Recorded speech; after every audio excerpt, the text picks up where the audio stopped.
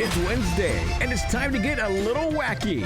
It's Wacky Wednesday with Bumper Gomez. You never know what you're going to get from this former U.S. Marine that has a passion for Tejano culture and gets you up close and personal with your favorite Tejano stars and so much more. Unfiltered Wacky Wednesday with Bumper Gomez starts now.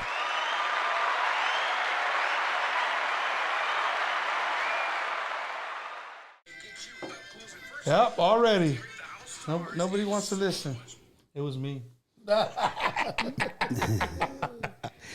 Yo, mi gente, how y'all doing? This is Bumper Gomez, and again, you're watching another episode of Bumper's Wacky Wednesday. Welcome to this very, very special show, man. It's a very special show, and I've actually been excited about this show since me and the guy sitting next to me sat down, and we just, I threw out an idea. And he looked at me with this big ass smile and grin, and he's like, "Hell no, there's no way that you're gonna be able to pull this off." And one, I'm not gonna do it. Like there's no way I'm gonna do it. And one thing led to another, man. I saw him at another gig, and then I saw Joe, my boy Rob, and we just started talking. And then I don't know if they egged you on a little bit, but then you were like, if I do it, I'm going to bring some friends. Mm-hmm. Right? Yeah. So, ladies and gentlemen, man, behind me, next to me, we have over 200 years. Literally, we have over 200 years of sound engineers that have been at performances that you probably walk by all the time. Don't even pay attention, right? But, gentlemen, welcome to the show. Thank you, man. Thank you for having us, man. So, starting off with you, I'm going to give everybody a couple of seconds to introduce themselves. G? Go ahead, Joe. Ching! I ain't going first. How y'all doing, man? Joe Oliva, currently with David Ligarza, Los Musicales. About 30 years plus in the industry, man. I love what I do. I always take pride in it. And it ain't going anywhere anytime soon, man. As long as you're talking to the mic, we're good. Oh, shit. You need to put it close to your mouth. You know how it goes. That's why you didn't want to go first. Tell the artist, put it close to your mouth. That's why you put didn't it want to close go to your first. mouth. No. Keep talking. You know I'm going to talk There's again. a difference. There's a difference Y'all better between... get ready for this fucking shit talking, because it's going to happen. Why are you cussing Put it close to your mouth. Why are you cussing so much? There you go. I can't hear you. Why are you cussing so much? What did you say? Of course you can't hear me. What did you say? Here we go. So that's we'll hand it back over to G. You want to introduce yourself? El Gordo de Oro. El Gordo de Oro. 30 years in the music so far. It's been a pleasure. It's been a crazy ride. Man, we got years all here together, and I can't even express the feeling of being surrounded by these guys back here. So it's been great. That's for sure, man. That's for Hell yeah. Back over here in the far left corner, your right corner. The youngster of the group. Youngster, I have about 5% of those 200 years. Is the mic on? Should be. He didn't put the battery on. Come on, G. Yeah. Don't cup it. It's your rapper of the year. I don't even know. No, I have headphones. It's not. You got it muted, way. No. Oh yeah. He's got it. Is it on now? That's why you're not a sound guy. That's why you're not a sound engineer. That's why this guy right here is not a sound guy. A prime example of a Fucking studio and a live. Oh shit. Go ahead. My bad, Rogelio. My bad. Rogelio Montes, professionally about like 10 years. Maybe I would say about 20 years doing it like music there in the valley. But I don't even know what I'm doing here. I'm just honored to be here surrounded with these guys, man. Just to be here is badass, guys. Hell yeah. David Ponce, I got about 40 years. Like Rogelio said, be around these guys, it's incredible. It's out of experience here. Deal. El tío. El tío Ponce. The old guy of the group. And the guy next to him is the tia. Oh shit. The mic is Speaking of old. Again, talking to the mic like I was told. Frank Bautista. Bring it a little closer. Panchito. I've been blessed to have been doing this, 42 years myself. So it's just with the fellas, man. This is what we do. I mean, don't get no better. Hell yeah. And then behind me, hiding in the corner, JD Esquivel, sound engineer for David Lee Garza Los Musicales. It's been a pleasure. I've been doing this 40 plus years. A long time. A long time. hell yeah. Dog's coming for you, punch. I told you, man. The dog pound was coming, bro. Pound is looking for Pancho. Punch's gonna be like, where'd you get all these punches from?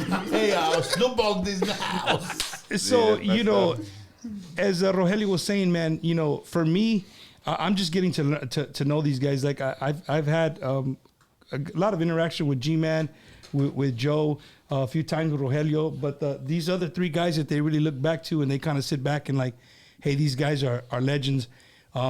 Just to hear them talk about them and what they've gotten from them, I mean, it just says a lot about you three guys right here that are hiding behind me. I have a lot of friends in the music business, man. A lot of friends, and when I talked about doing this show, you know, is it flashy? Nobody's singing, no guitar, no acordeon, no bajo, no, you know what I mean? But I really wanted to do the show because I met G-Man. We were somewhere and I was having dinner. Who's that? And I was actually having dinner with Mike G. Shout out to Mike Gonzalez. And we were having dinner, and this guy just so happened to be right across. Like, he's like, hey, I'm going to send this guy a shot. I'm like, who's that? He goes, that's G-Man.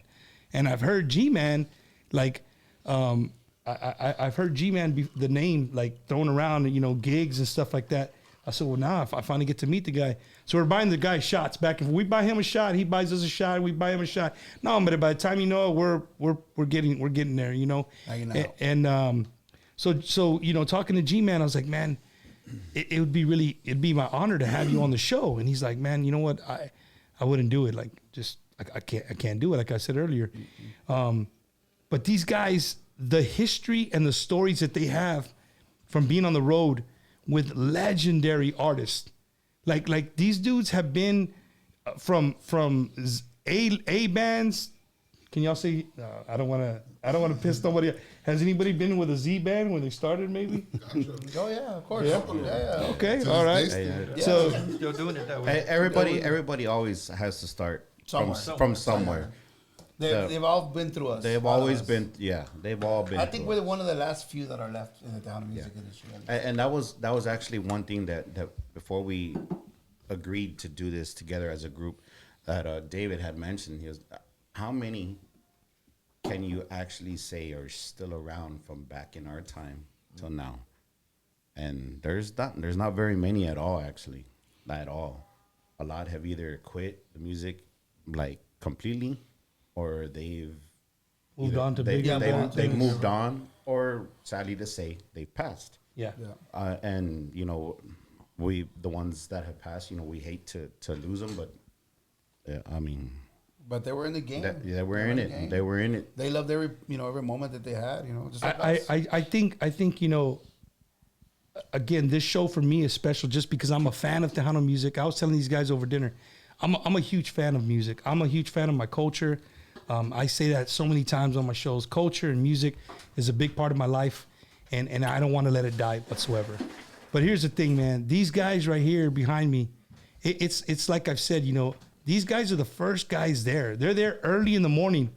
Before you even think of getting up to go buy your ticket, to go pre-flight before a show, before you start doing your hair, your makeup, before you start, you know, outside with your neighbors waiting for your wife for 2 hours to get ready and drink. These dudes are already there, bro. They've been there. You know what I mean? And you show up, you show up all spiffy and shit, and these dudes are todos sudados, freaking running around. Cut up, bruised, beat up. Hey, so as you guys move up in the band, like from Z, you know, to now you're a G, a B, now you're an A band, is there a time to like, ya está todo, everything's good? And they're like, hey, you know what, Pancho? No. You can go back to the hotel, take a shower, get yourself ready, and come back. Nope. No downtime. It's never like that. It's never like that. Never like that. It's never like I that. wish it was like that, but it's never like I that. mean, usually once you get everything situated, you got everything, whether it's be saved or not saved, and you think you're ready, you pretty much just hang out. hang out and wait until showtime. I mean, it's Go all smoke a this. doobie out That is back glory, come right back in. Take your little smoke break. Like there Emilio it is. said, just What do you go like? outside, chill. Is it true or I not? mean, Oh, we're not up there to be glorified. We're not the entertainers. We're there to make No. the entertainers shine and That's do right. our job. That's right. Bottom That's line right. is. That's the bottom line. And if you want perfection, or not perfection, but at least close to it, and do your job, do what you're paid to What do. you're paid to do. Yeah, what You you're know, paid to do, yeah. friendship and all that is great. But at the end of the day, you're getting paid to do a certain job. Yeah. I mean, I have so many friends in this industry that I can say, hey, we're brothers, we're friends, and we're this and this, and I'm working for you. But at the end of the day, I'm actually working for you. You're paying me to do a job, and and that's not something that I take lightly and take advantage of. Just because you're my friend, I'm not gonna slack on my job. My job comes first. Friendship, we're always gonna be brothers, but I have a reputation to Couple. And you have a reputation. Like, before I do the show, like I tell these guys, I don't have a script, man. There's no set questions. There's some stuff that I do want to ask you guys. I didn't pre give these guys any questions. We weren't gonna answer them anyways. Well, shit, it is what it is. You know what I'm saying? It's the Well, truth. I mean, you are interviewing 6 guys that are probably the realest that you'll ever meet ever. So I'm gonna tell the fans this. Don't do it. There is no freaking filters in this room right now. I'm the only one that has a filter. No. No. And probably have a you'll see it here you'll see it as we go on the Jordan. business. Just He's 'cause got the filter for the joint. That's about it. That's the only fucking filter you got. Man. So if you're watching for the first time, man, this is Wacky Wednesday. We do this every single Wednesday at 7:30. Filter. All I ask for you to do one Sickle. thing is just to share. Just share it. If you're watching, you're having a good time, share it to your friends. Maybe they might, hey, they've been to a show. You might have seen these dudes. You might have walked by them, right? And they're sitting there putting on a show. And it's like you guys say, you guys never get a freaking pat on the back. But the minute somebody sounds like shit, they're ready to call you out. They're looking Oh, at yeah. you. They're looking straight at you. us. What are you gonna do? Yeah. Or what are you gonna do today? Or what's gonna happen with you? Or okay, what are you gonna do with the band? And you know what's we were talking about, and I thought that if you were to be able to do a sound engineer for live music, that I'd be able to just take you and throw you in a studio and say, all right, here's the board, man. Make this shit happen. And come to find out, that's two different, Yeah, Two different It's worlds, totally completely different worlds, Yeah, we man. wouldn't Two do it. totally different worlds. two different animals. That would never happen. Our ears are tuned different from theirs. As a matter of fact, prime example, right now we're in here. You can't hear what's going on. You don't get the audience. You don't get the wind. You don't get a bleed in from a bass amp, from a kick drum to a snare to a trumpet to an accordion to, Right. hey, why do I hear bass right here in my monitor? And he's right there behind me. Yeah. They're- different. all of that has a big play into it. Yeah. You got 2,000 people in front of you. Yeah. You're in a studio and you have gates, compressors. You can Press play. you can record. pause it. You can I don't like it. Go back. So and so go Got back. you. Go back. Do it again. We have 30 takes to fix it till To we fix get it it, right. to get it Now you right. got 1 hour to fix it. Yeah. You got 10 seconds to fix Yeah. it, or 1 song to fix it. You know? I do have a filter. My wife's like, you don't have a filter. Yes, I do. I do have a filter, man. Dave, let me ask you a question, man. Since you've been you and Panchito and JD, you guys have been in the industry for a long time. I'm gonna start with you.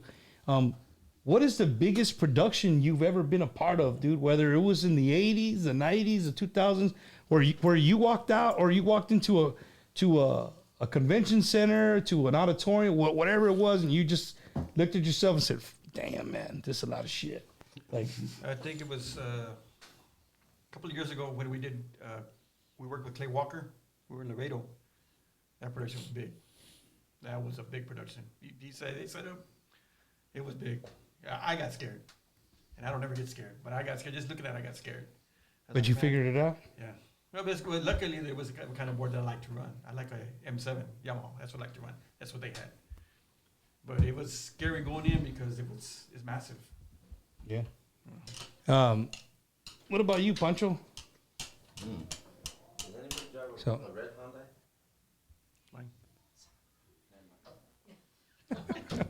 he's trying to move the truck. Pancho, what about you? Like that you can think of, man, where you can go back on some details of you walking in somewhere. Because look, the way I see it as a fan, right? you guys work for people. You already know what you got. You know what's on your truck. You know what I mean? But have you ever been called? I guess I should make my question a little clearer. Have you ever been called and say, Pancho, I need you to show up to this place and do it for these guys? You going in blind. You're walking in blind. You remember one of the biggest productions you ever done like that? Probably the West Coast. Going down there doing the Chicano bands. Okay, like the oldies, and stuff like that. Tierras and Malos. Oh, hell yeah. You go back there, you walk in, and next thing you know, you have 40, 50,000 people, and you have liners from hell. And it's like, but it's a different style of music, but to me, it's still music. It's just, and not really freak out. It's just something different, You do get nervous every day though before. Oh, you yeah. start. I mean, I could only imagine. I mean, you don't want the guy to go up there. I mean, it's like what is it? Murphy's Law. If shit's gonna go wrong, it's gonna go wrong. You know what I mean? Oh yeah. I mean, you guys can do 5 sound checks and if shit sound perfect, they go up there. You haven't touched anything, and then the shit sounds like shit. Well, You know what I sound mean? check is always different than a live setting as far as when there's nobody there and there's 2,000 people in it. It's always changing. Just the atmosphere itself changes us. Like we could do sound check, be loud, and we're thinking we're too loud. But then once the people get there and they suck up all the sound, then that's when the problem comes in. Like, oh shit, now we gotta start raising shit You up. got raise stuff. Yeah, up and there. I start moving adjustments. Like you can't hear somebody's voice or. JD, what about you, man? The biggest production? Yeah. It's hard to say. I mean, I've been doing it for so long. His Intocable days. No, Intocable had a great production. Awesome. Light show. But one of the memorable ones was con Alan Jackson. When Emilio was on tour with Alan Jackson. They had perfect sounding. Any arena, stadium, perfect sounding. They had a great sound. And it didn't make you nervous walking into that? No, I don't think so, no. I mean, it is what it is. We do what we do, So let me ask you guys this. In the Marine Corps, and I only can associate because that's what I did for 20 years, right? In the Marine Corps, and I was a communications guy. Sometimes they got cut sheets, or we call them cut sheets. So a cut sheet basically saying, hey, on this end, I'm going to have everything wired like this. Bam, bam, bam, bam, bam, bam. And they give it to you like, okay, so if I fix my shit like this sheet, everybody that has a sheet, once they pick up and start talking, everything's set up the same. It should work. But the shit never works. So there's always just something off. Do you guys do something like that or no? Inputless. Inputless. Yeah. 90% of the time it's wrong. Yeah. we don't like it. We don't like it. I like sometimes I like a certain things a certain way. Right. JD likes things a certain way. So does Pancho. Rogelio has his G puts a certain way. kick on 27. Yeah. Yeah. Bass on 12. Yeah. But is there but were you guys saying that you guys are joking because you guys know exactly what you're talking about. Yeah. But the people know what you're talking about, right? Oh, yeah, they don't know. So is there something where like the kick always goes on 27? No. Like, No. The cake always goes on 1. Oh, there Yeah, you go, well, JD. some I'm waiting for you to jump in whenever you want, JD. No, but some Kick out people when have you put 'em. 1 and 2. one or two. Okay. But some people Not put on their 27. vocals in first though. No, yeah. Some people do put their vocals in first. I have no idea why. Yeah, right. But people do put their vocals in first. Some people do. Yeah. so But Not in this to- group, to- that's for damn sure. Because I'd be like, dude, what are you doing? To answer that, the kick in the studio, sometimes back in the day when they had the 2-inch tape, for some reason they didn't never want it at the end and the corners, so they put it in the middle on a 2-inch tape. So the kick was always Right. 32. You're right. Yeah, You know. Yeah. You're right. that's engineering at studio wise. Yes, that's in and studio. another question I had over dinner with these guys is like, I remember growing up, I used to see these commercials, late night when you're up and you're supposed to be asleep as a kid. They have these commercials like, hey, if you like music, if you like sound, if you like, what do you call it? Call this number. They have this school. You'll come out. You'll be the best sound engineer. You see what I mean? You see what I'm getting? All you hear is laughter and It's a way for them to make money. Now, talking about it, you guys said that if you go to school, right, you come out, but that doesn't mean shit. A lot of times it doesn't mean shit. It doesn't.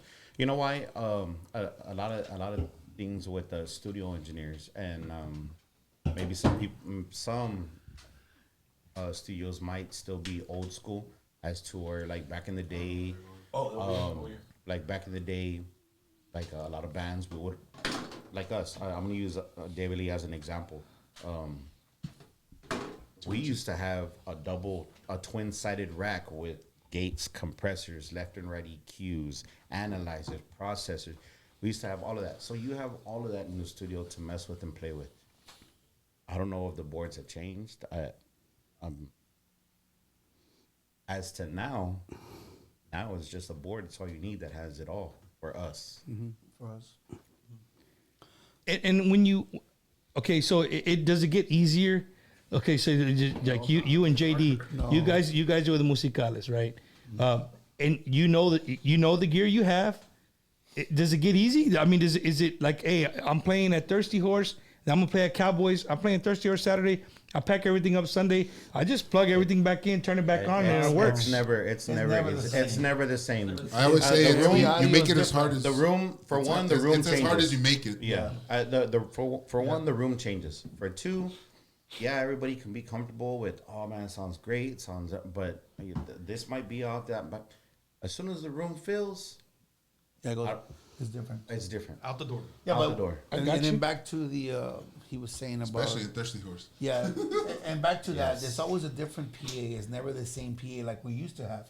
Back then, David used to carry his own PA. Yeah. Oscar G's, Michael Salgado, Eddie La Reina, La Sombra, La Fiebre. Everybody used to carry their own PA. Now it's not like that anymore. Now we go to a different city, different show. Everybody has Different different audio, productions, different yeah. production. Sometimes it's big, sometimes it's light. Sometimes you only have one part can. Sometimes you have 30,000 part cans, and it's just something's always different whatever's with it. there, you got to make it work. Yeah, you have to make it work, and that's where these guys, where we all come in and try to make that work. Sometimes it's easy, and sometimes it's just shit, and you just can't fix shit. I'm gonna leave it right there. Just for every artist that saw that or heard that. So believe it or not, I didn't know anybody still used park cans up until we went to Wisconsin.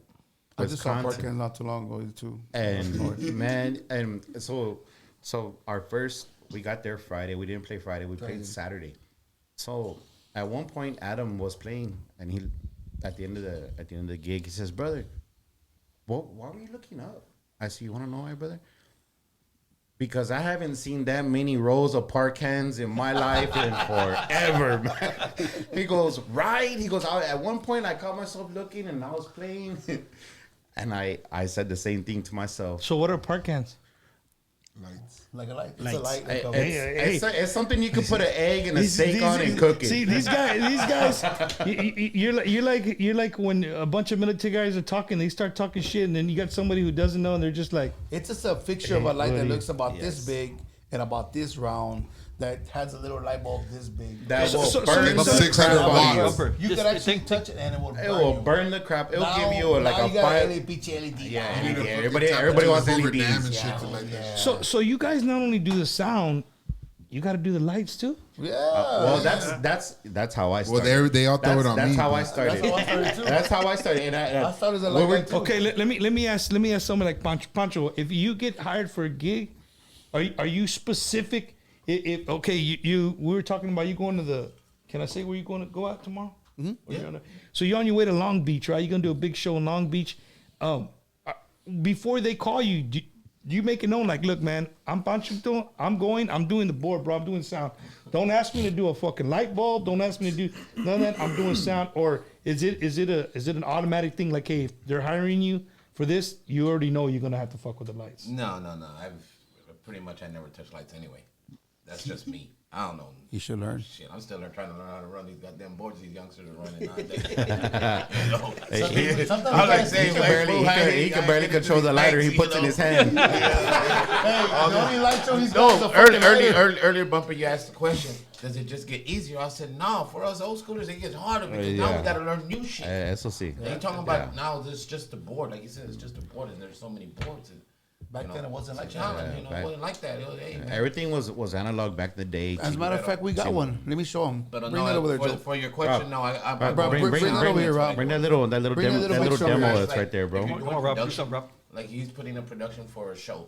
Of course, you're gonna put up lights and stuff like that. Yeah, we mess around with them and stuff like that. Let me But show for you the something difference like of- this that we're fixing to do. Like, Let me show you the difference of analog and digital. You see that? Oh, this is digital, and that's And this is the analog board. This is the way we used to work things. so that's like this one that I have now. Yeah, just like that. Yeah. This is the analog. So when we used to use this kind of board, we used to have a side rack of EQs, compressors, amplifiers. And now all that's If you built into even the- have and that. all this is built into that right there. So what you're saying is Panchito, JD, and Dave. These guys are masters. No, when it oh comes yeah, to yeah, this. and that's the this difference stuff. of a new guy coming in. When you're starting to learn this stuff. The and new you're guy. learning Look, that's the that. new guy right there. Nah, I could do that shit. Give me an analog board with fucking gates. Yeah, you Give get me a new that guy shit. learning that, and you put him into this. He's not gonna know what's going on with He'll him. be lost. He's gonna be lost. Hey, I I will got tell a you. perfect friend. I got a perfect friend that I make fun of all the time. Actually, we all have a good friend that is a badass engineer when it comes to an analog board. Yeah. And I'll give him a shout out because he is a phenomenal sound man. Yeah. When I used to work with the Desperados, Alvin Garcia, he's a fucking awesome analog. Shout out to our helper. Vanna White, no, shout out to Vanna White. He's actually. Come on, Vanna White. Come Rob- on, come say hi. Rob- Vanna, Hey, Vanna, come say hi. Do a turn. Turn. There you went. El Big Rob Taki. Hey, we have somebody who's not on the show. I had promoted that he was going to be on the show. He's a water boy. Yeah, all the way from Alice, Texas. Mr. Patrick Martinez, he said, "What's up?" He's on the comments, man. Yeah. What's up? We don't know what Hashtag- time something happened and he couldn't Hashtag make concussed. He had a concussion on his head. Yeah, He- busted grape. Yeah, I wanna something come inside. happened. I just think it was too much pasta the night before. Wow, And that's what I dude. think. He's fucking bullshit. If he didn't have enough gas, we could have fucking give me some money for gas. You could have drove over here. Get you right off the I don't know, bitch, bus station. For all my viewers, when they said pasta, that means they're just passing somebody on the road. That's all it means. Hey, you need to put that disclaimer right there. Not responsible down there. Charlie, bro. No. Pase is pase. No, So somebody's no, already. no, McGraw. He does not have his in-ears in right now. He's not doing nothing. McGraw just popped up. He just popped it out of random. So Random.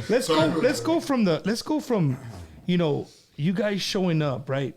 You guys are the first ones there, like the manager's opening the salon, the Shit, thing. the managers aren't even Sometimes there. you can work before that. But You gotta yeah. knock on the door. Hey, We're it's calling open. Like it's already open. Get in there and do what you gotta do. And they were like, hey, we left the door open for you, home. That's why it's called puro hurry up and wait. Yeah, put a So, hurry so up. let me ask this: is there some places that, as sound guys, you guys just freaking hate to play in? Fuck yes. You know which one? You know which one? You know which one I never liked was Desperados in Austin. That second floor elevator. Yeah. I hated that one Why? because we had to go everything through the elevator, and there was times that whether if it was the Despos or Musicales, somebody always got stuck in the damn elevator. So and Maestro being one, like we would either overload it, and so like the weight it would get stuck. So we had to call the fire department, picture Austin, everybody, all hands on deck, and yeah, that would be the only that's the one that one. You know what? Actually, no, just that one. I hear you. Just that one. What about you guys? You guys don't have no place, man. You know what? I want to go back, dude. Pancho, Dave, JD, G-Man. Well, shit, all of you. I want to go back. I hate to say because I don't agree when people say when Tejano was freaking booming in the 90s. You guys were dead smack in the middle of all that, man. Yeah, I mean, you guys were at Rosedale Park with thousands of people. You know what I'm saying? Oh, yeah. You guys did all the big salones here in San Antonio, all over the place. Well, how did the bands, and not necessarily naming bands, right? But I'm gonna say like, Chingo peleando. Name a band. what? No. I'm not gonna do that. I'm not. You can name a band. No. but Just be careful how you say it. I don't want to name a band because I need guests. If I name a band and then y'all call them, nobody will show up to the show no more. No. So my question is, in the 90s when it was booming, was it, to me, I was sometimes those born in dudes, 90. Well, screw that guy. He's probably got to take a piss break right That's now. why I said the youngin of the group. they look like they were rock stars, bro. Tejano music in the United States, not just Texas, in the United States, was the Latin, like that was the Latino music Johnny Canales had that shit everywhere, bro. That shit was Yeah. booming all over the place. Where I'm going with the question was, when these bands were rocking and rolling like that, walking in like they could have a care in the world, just my shit better be on and working. I'm gonna get on. I'm gonna walk off. Was there some times where you were just like, fuck, man, I can't stand this shit. Like, I can't stand that guy. Or I can't stand this person. Without naming them, I'm just saying, I mean, I would think in every job, there's probably somebody you don't agree, but I'm just trying to take it back to the 90s when these dudes were walking around like straight up rock stars, coming off private planes, coming off freaking big ass, tour buses, multiple buses. Anybody want to, everybody's looking at each other like, nah, I don't know, dog. I don't know if I want to get into this. Man, You got to start, G-Man. Everybody's looking at you, bro. You know look at what, me, bro. I just that's just what we do, bro. That's just we make that's us. We get paid to make their lives easier to where they just. I know, but that's not my question. That's not my question. I know, but I'm redirecting. Yeah, what's up? So, you guys, like, it's almost like you're the bastard children sometimes. But, I mean, this is what I get from the outside looking in. Like, you're just that outside kid. Like, hey, make sure my shit works and get out the way. Like, I don't want to see back you. then it was easier. Back then there was like 3 or 4 people on the road crew, so it was easier for us to do everything together because we had our own equipment back then. We would show up in our own truck and do what we got to do with our own equipment. We knew what we had and how it worked. What needed to be done for ourselves. Now it's not like that. Now it's one engineer going with one band, unless you're, some bands that I know that carry 2 or 3 people. Speak for yourself, bro. There's 2 in our. No. There's 2 in your crew. Okay, fine. But some people can't afford 2 or 3 people. You know what I'm saying? I got 2 in my cat. Yeah, well, some people can't afford that. Some Hey, people they can already afford one. commented. They already commented. I thought these guys didn't have any filters. The filters are coming out. They're just. The problem is we don't want to name any names, but the thing No. Without naming names, what my question was like, do you even now? Fuck it. Fuck just saying the 90s.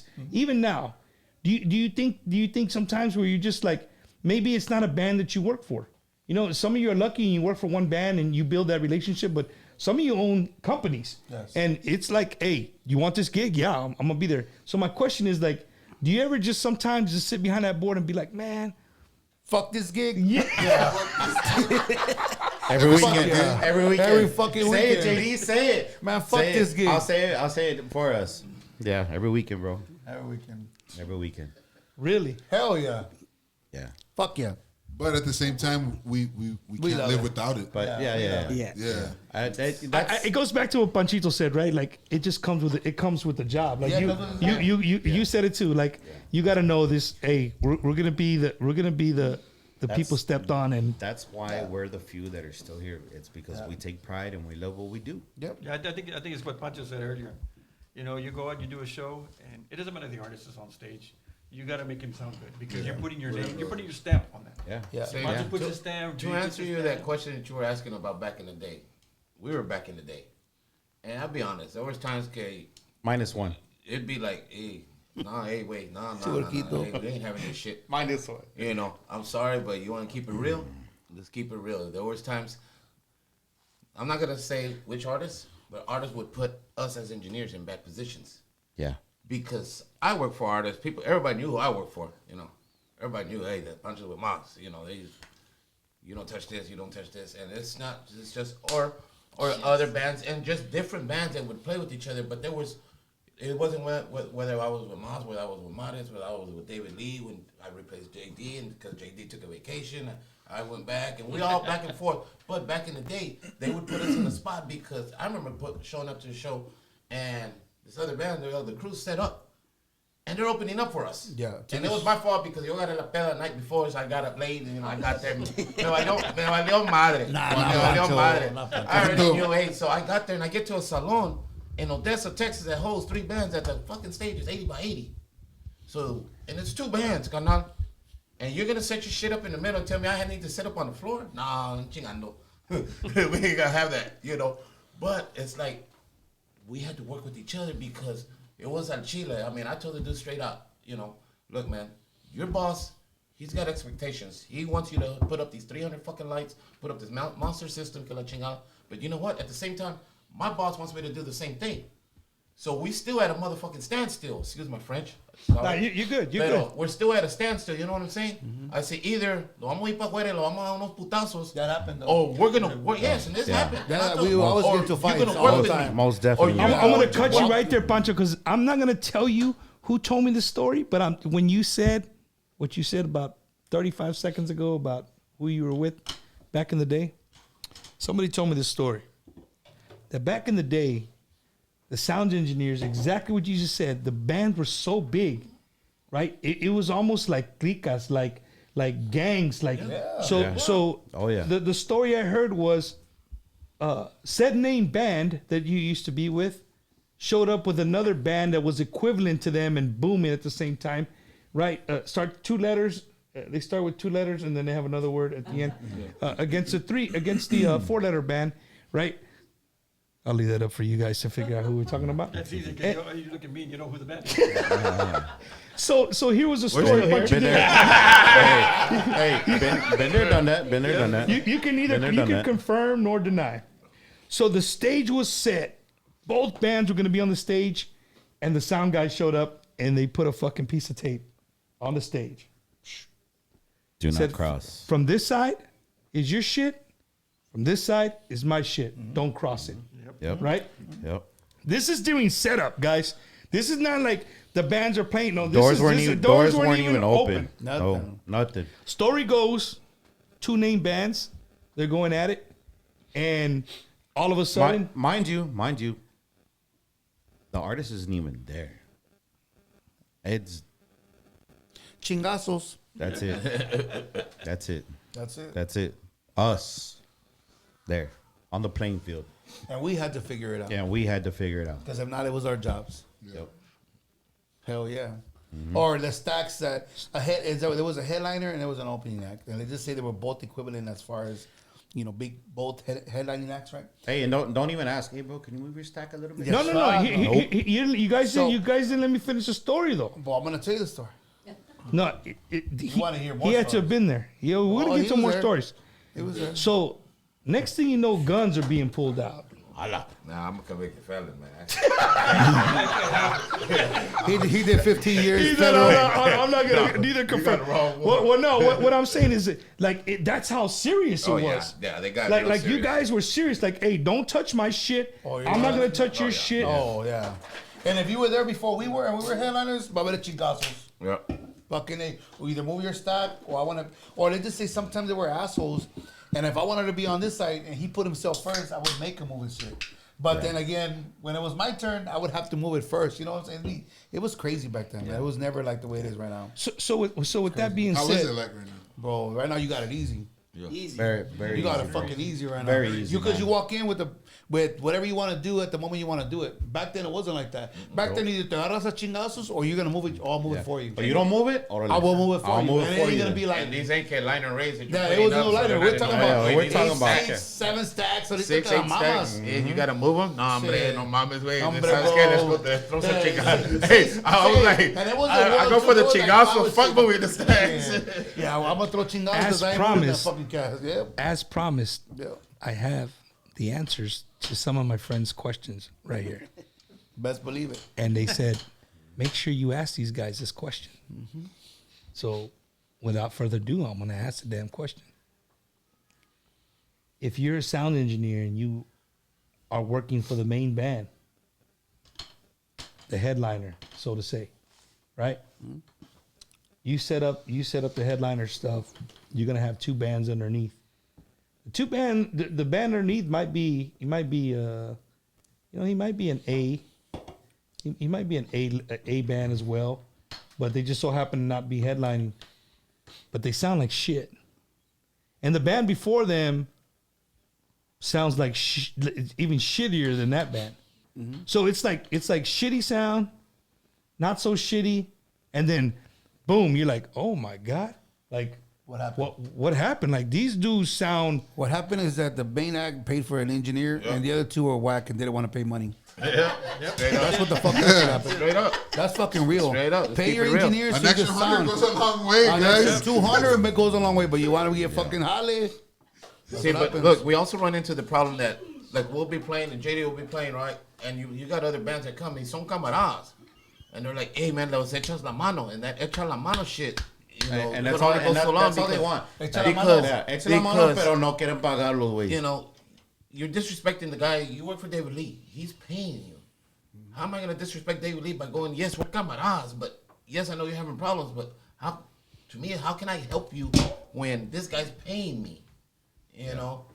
Yeah. And it's like, You devalue yourself that you way. know, Yes. you know, and it's not that you don't want to help them because of your partners, and that's why, you know, you get a lot of guys that get offended, you know, and I just wish they wouldn't because it's not like that. We're still partners, but That was a big question that was asked of me. You know, man, I hear like a little bit of like, you know, when the cell phone's transmitting, it's on here somewhere. I'm just gonna put it back on airplane mode. Hopefully that clears it up. But talking to him, that's you know, how come? Like, as a fan, Baja la 1K. that's one thing though. Como dice Dave. A lot of people think that we have something to do with it because we go up there. well, and well, you like- do, Panchito. No, because you Yeah, might not have not for nothing to the do main with the artists, no. you might not have nothing to do with the first two bands. Yeah. You're just in the building. But But they're because using you're There's- the engineer for the last band. there's No, times and It's that- not on me. It's not And on that's me where to I make sure come they across. sound good. Because That's where They're you're using your speakers Well, though. that's where I come across You said because something totally different. Yeah. though. You just said something You different. assume. You assume. okay. You assume they're know, using all ours. right. All right, let me If the let guy me. is using your production company, then yes. Now, If if the I'm guy is doing not using production production and I'm doing company, sound then for no, them sir. and they're on my production, I'm gonna give them everything I I'm have. doing- Yes. Yes. 'cause they're- But if I'm there with another band and there are other bands that are there, Yeah. it's not on me to Clarify go So and fix their let me stuff. let me clarify my question. You better ask somebody. God dang, dog, shit. Be quick, homeboy. I wonder how they- So my question is, because even saying what you're saying, if they're part of your production, it still ain't the same. What do you mean? It ain't the same. If they hired me as a production, Hey, if you're a company- fan of Tejano music and you've been to a baile where you ain't seen nobody move no speakers, they ain't move no speakers. They just another band Well, they comes in shoulda and hired- plugs in and like, plays. like I said, they should have hired a. I was gonna say An that, additional but- production. but they should have hired their own sound guy. You know, that's Hey, where the problem is. Let's just say this: if they hired my company to go and set up, and David Lee and you so happen to work for and him. you happen to like Jay Lee, there's been times where I set up my equipment and David Lee plays, so I have to be there all day to make sure that the bands sound good. Right, that's my job too because they're using a production company. And then JD shows up because David Lee's playing, so I automatically you hand over the boards to them so that way they could do their job. But it goes a long way when there's no production company. Everybody fends for themselves because that's just the way it is. David Lee got us a place for he pays for a sound guy and a monitor guy. That's what he pays for.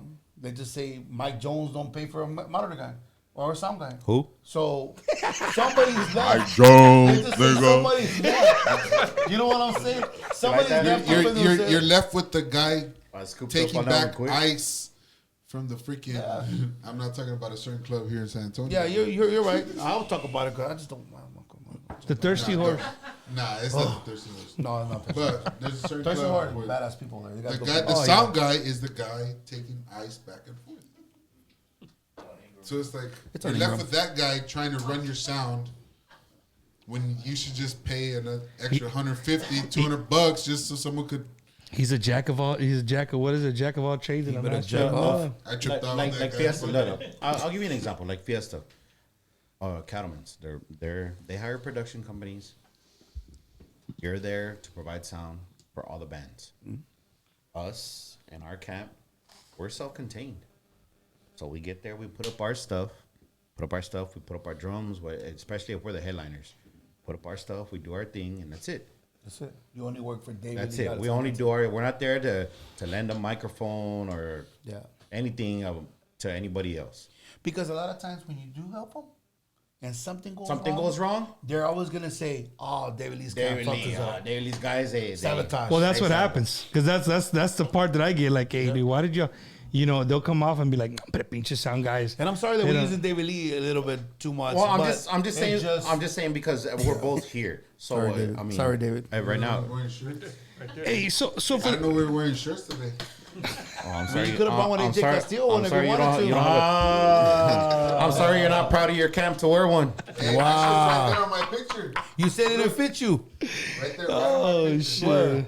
The picture has. Oh, it's a white Turbos. It could be Clay Walker's. No, but look at the 18 Well, one. here, just put this right there in your pocket. El borracho.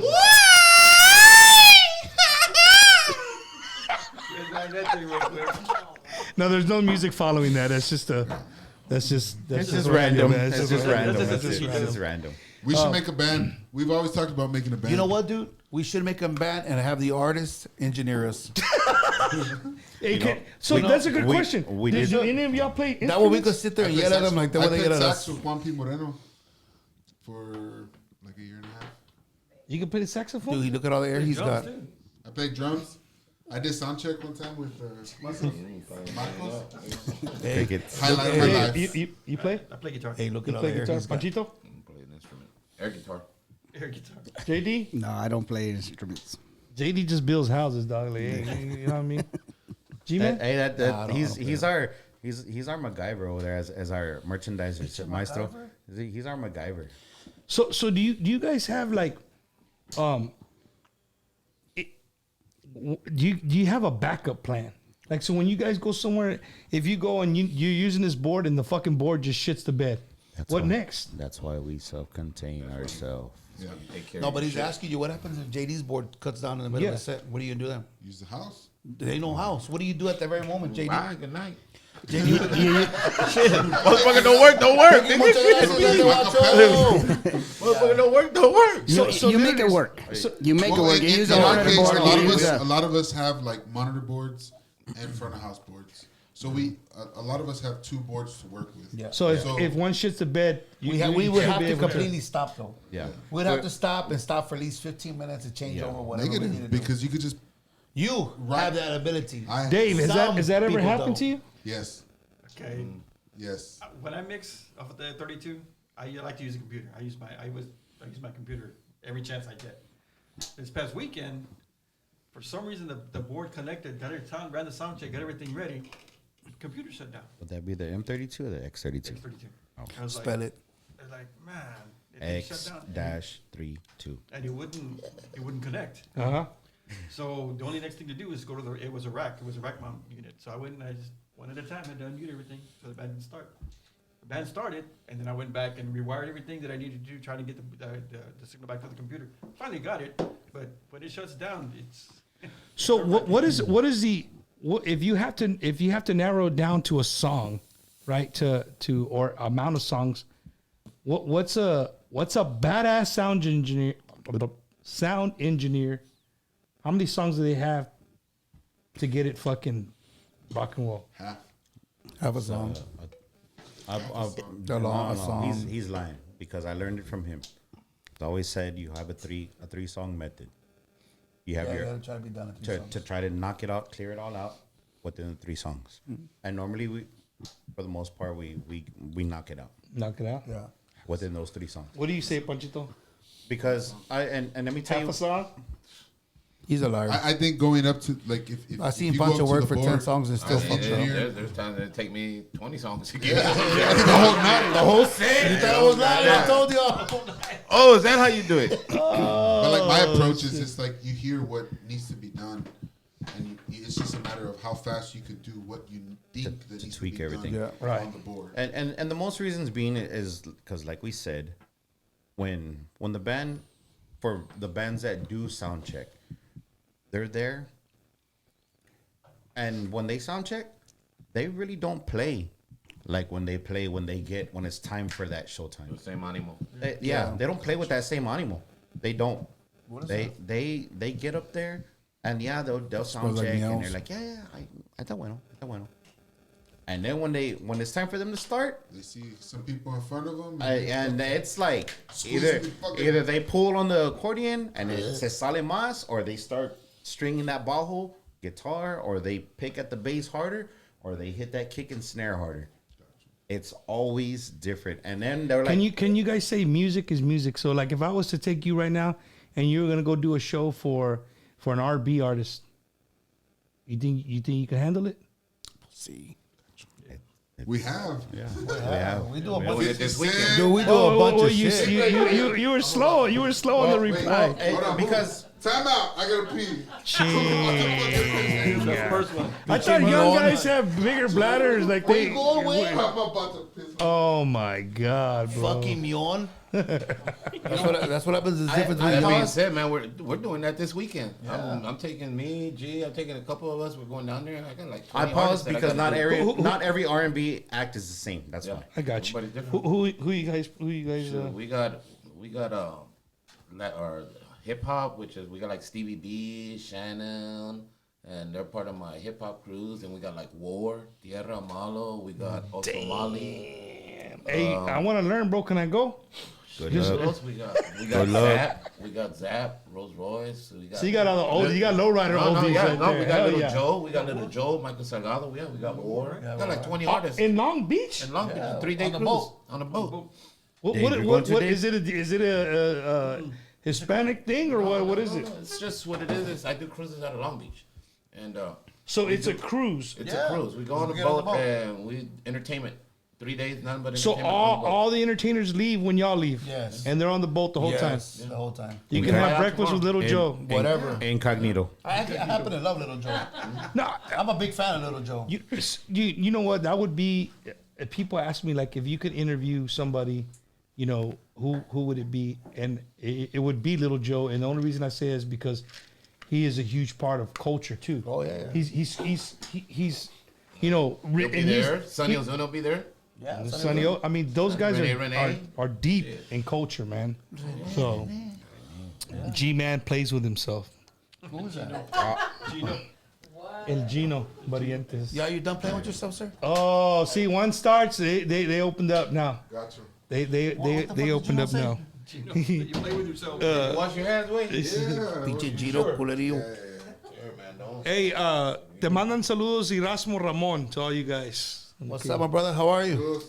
Hey man, if you guys are watching That's and all you're un grupo sharing or signo, whatever, eso ya no. if you guys have a question for these dudes, maybe they've crossed your path 15, 20 years ago. Maybe they you know them and you want them to bring up a story. Hey, the chat line is open, bro. Be Put it in careful there. what y'all say and ask. careful what Just y'all- so y'all know. Well, you know, I mean, careful. What did I miss? Don't be mad if I hurt y'all's feelings. no, Y'all talking shit. Right? no filters, no filters. Well, we said you have a little bladder and you're a mion. I'm not lying. In a big body.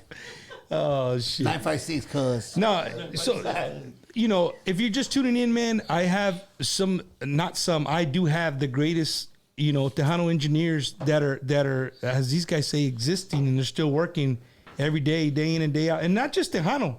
I mean, G-Man and Panchito, they're about to go to the LBC and do all kinds of music, which is cool as hell, man. That's something. That's exciting. That's something exciting, For man. me, at least. Can we It's an ask honor. each other questions? What's that? Like, Yeah, if you where want. do y'all see yourselves in the next 5 years? You know what? I was asked that 42 years ago. And you know what? We're still here. I don't think I would take. Like, do y'all have a cutoff? Like, Nope. I'm asking for myself. I don't have a Like, cutoff. do y'all That's have, a like, good. That's good, Rogelio. That's a good like- question. Because I don't. like for me, like I only want to do this a certain amount of years. Like I have a. So then you I don't- do have an Pues, extra que plan. Dios Like te how you were bendiga. saying, you have a plan B. So you're saying you don't love what you do then? No, I love it what I do, but Puro mentiras. I want to retire. Mentiras, mentiras, I wanted to mentiras. retire too, fool. But my kids grew up. What makes you Go to retire college, though? so What's I had to gonna keep make you doing that. retire? I don't know. What makes you when is retirement Should I in your like mind? invest in a like IRA or like You just want to sit on the a back stock porch or and something? smoke weed all day long Like, and what don't should I do do? nothing. Spell Like, it. I'm at like Spell it. No, someone who- hey, Rogelio, if I was in your shoes, you know, Well, you're not. 35 years ago, right? If I was in your shoes 35 years ago and I had that question, you know, I would maybe want to do something like I see to my left. I see a production company, right? Where you can hire dudes, right, that you trust that are going to, you know, they're going to take your name out there and you ain't got to be over there overlooking their shoulder. You know, they're going to put on a good show for whatever. Well, to that, it kind of sucks because I do myself have my own production company. I don't throw it out there as much just because it sucks having to try and split what we get paid. You know what I mean? Like, Yeah. So like for me, it's financially and thinking about my kids, my family, my livelihood. It's easier for me to just say, hey, you know what? I'll work with this artist because I know I don't have to be trying to cut up so much money during the weekend or even trying to find gigs during the weekend and then not make it. So it's like I made going back to that, like I said, where do you see yourself 5-10 years? Because I have my own production company. Am I going to be sitting in that chair? Am I going to be sitting in that chair? Or can I fucking retire in fucking 5 years, 10 years, or however? Dude, you can do whatever you say. whatever you want. You can do whatever you want. You got a can whole set lot your of mind. chairs to choose from. I probably won't be here in about 40 years, motherfucker. It pays the bills right now, right? Exactly. I like that. See, the only reason this production company came about is because, there was no production companies when we started. There was Now everybody got one. Now everybody has one. Back then, nobody had one. So when I was working with Jason, we used to travel from city to city, because that's not what anybody had. So we had different artists. We would hire different artists.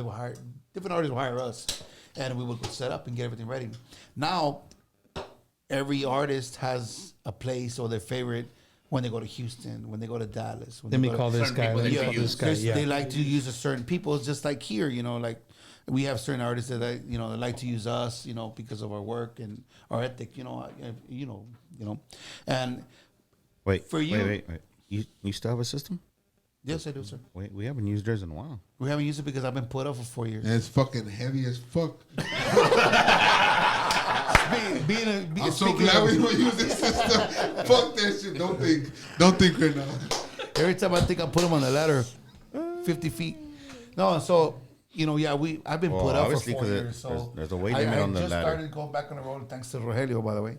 I told you that nigga went back with Michael. Oh, dude, I didn't go. Keep saying no. Wait I a know, I told minute. him You're back. asking me that if I You're went back with Michael. You're Wait back. a minute. You are back. Let's You clarify just said this. it. You just I said just said I went back on the road because of Rogelio. I didn't say I went back with Mike. I'm just. really. Well, I probably did go back. I'm not saying.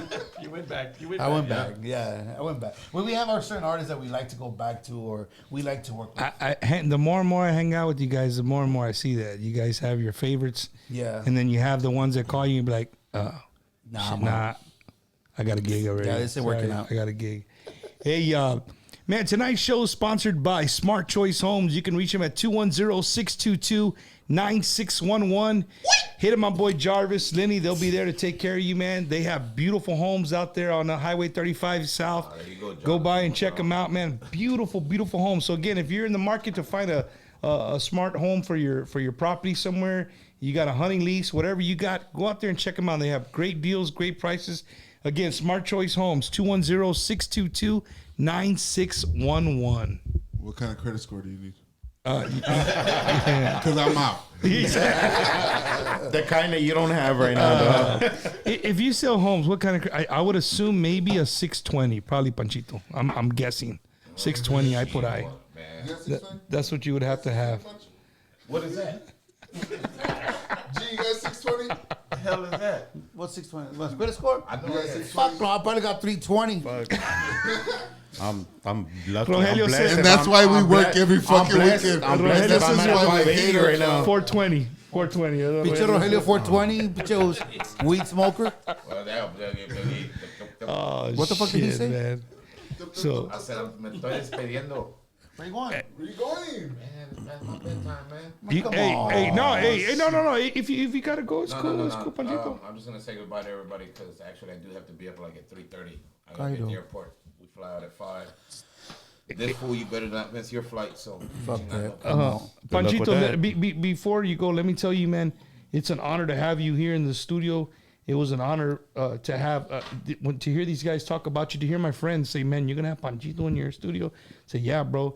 So You know what they asked for, you're just like we have artistic legends, bro. In the Onda Tejana, you're a legend in your own right, bro. For sure. I mean, Appreciate anybody that, who. but when you work with guys like this, man, it's everybody's. So I didn't ask you, We're all legends here, man. Panchito. Before you leave, where are you originally from? I'm originally from San Antonio. He likes gumbo.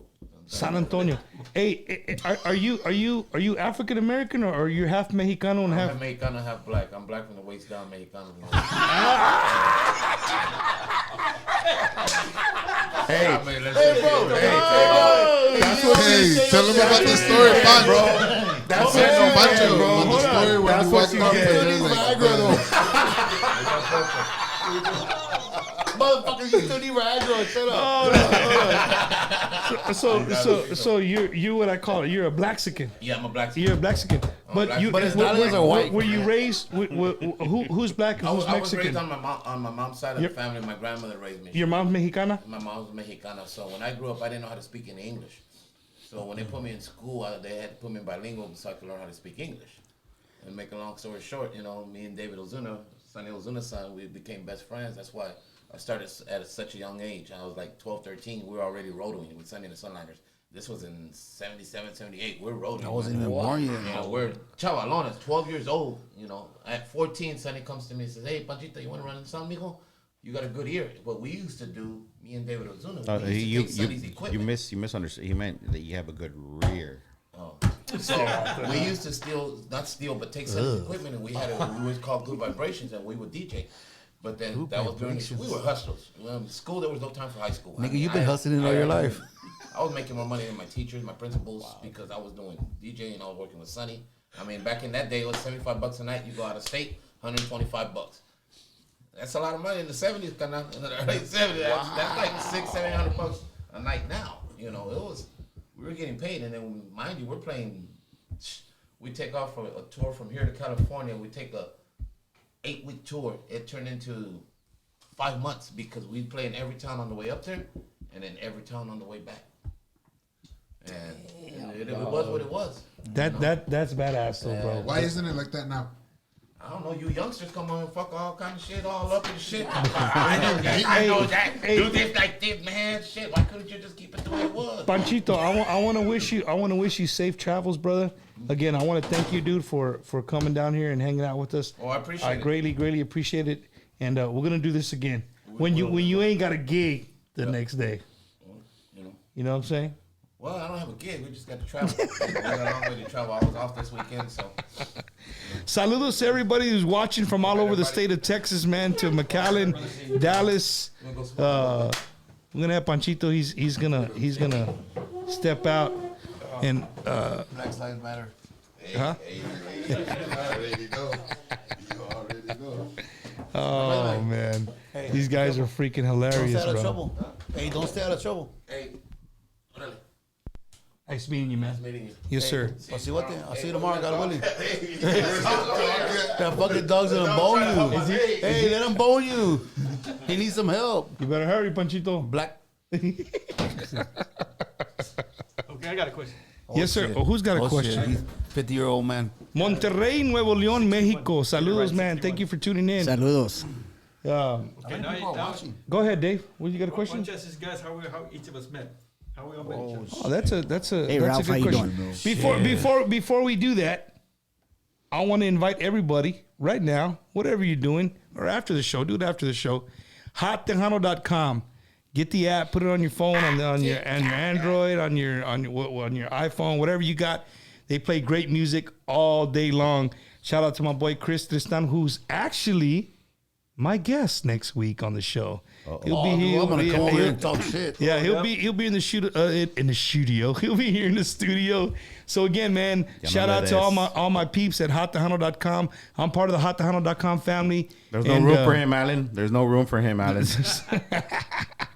But yeah, shout out to my boy Chris Tristan. He'll be here next week in the studio. Bam. Hey, G-Man, is everything all right? You good? Yeah, why? What's going on? I'm just asking. I missed my friend. He left already. They want to do. Hey, we're gonna go to a classic Wacky Wednesday right now. Okay, what are we doing? Whatever you got, Yes, sir. even if you got a soda, right? Where? We're gonna do a shot, dude. We're gonna do a toast. Oh, we're gonna do a shot. I thought we were gonna do a fucking holiday. well, God damn.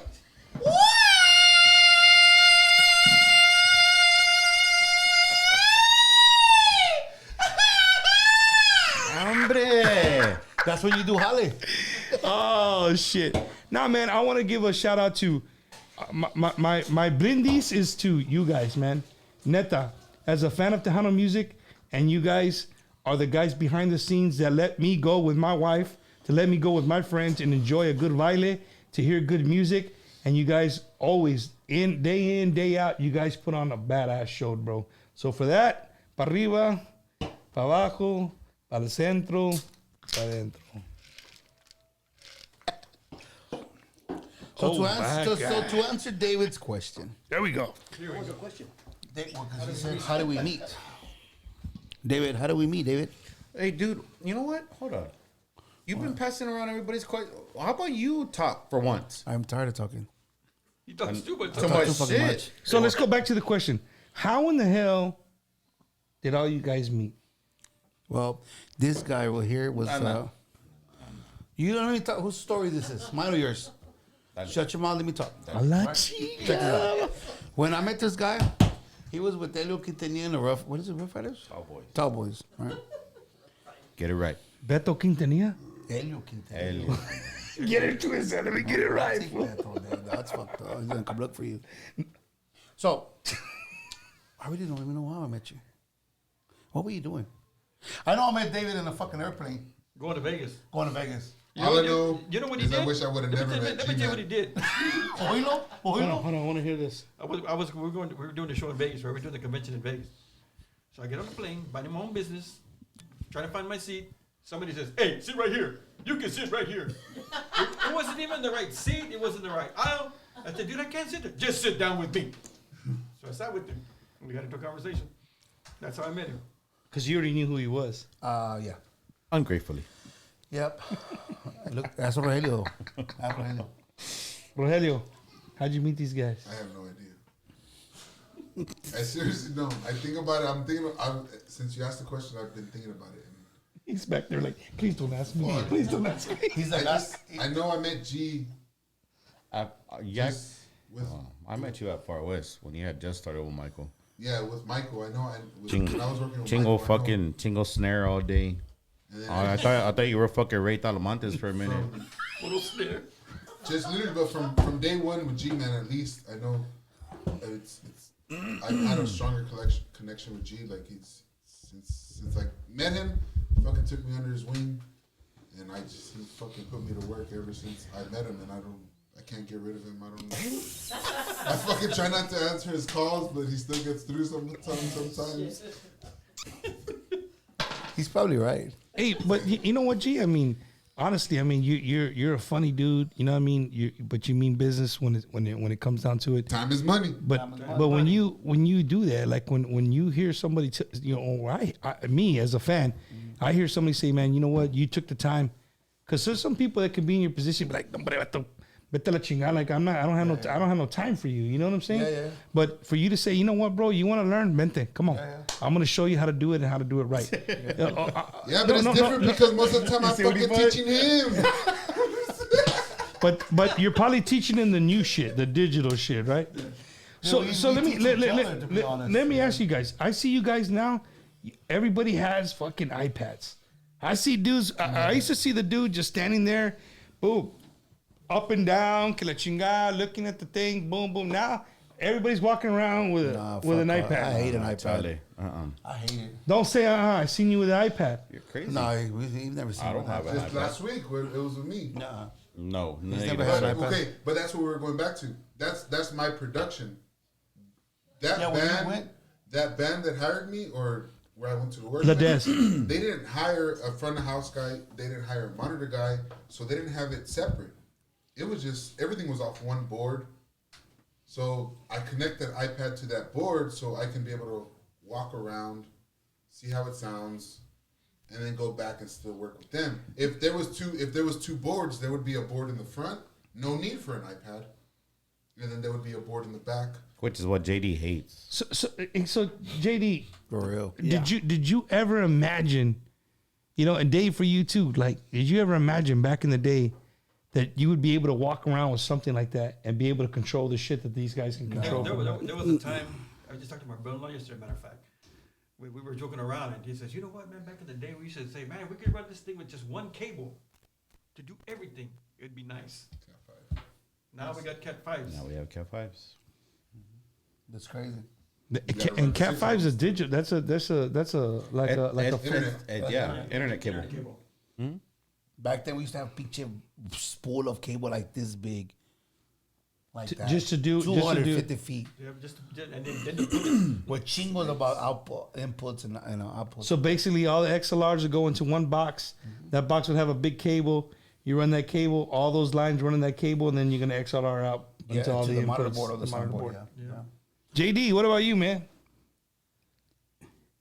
No, I never imagined it would. But being doing this for a long time, yeah, yo comencé cuando los pinches navos estaban bien grandotes. Custom, sí, custom, the sun. Oh shit! Now that you can run sound literally with your phone if you have the right app, you know. But What's your take on that, JD? I mean, do you think that's a good thing? Is it a bad thing? No, it's a good thing. It's a good thing. You got to move on with the times. It depends how you use it, though. Bumper. Depends how You do realize, like, back in the day when we had the whole 250 foot ass 34 channels 40 channel snake. All right, who's gonna tape it down? That was the worst part. Yep. Yeah, taping it down. Taping that motherfucker down was the worst part of it. No, I think maybe pulling it up. No, hell no. Taping it down was the that worst. shit's the worst, dude. Is that You were never there. Is that what you mean for people not to trip on it? Yeah. Gotcha. But Yeah. if you think That's why you about gotta it, have an LLC. That way they sue the company and not you. These guys are schooling me up on LLCs. They're like, Bumper, you need your own LLC, dog, because somebody's going to come sue you. They're going to take everything. I said, well, man, it makes sense, man. You know what the LLC stands for, right? Your own liquor license company. Shut the hell up. sponsored by Jack Daniels. Hell no, man.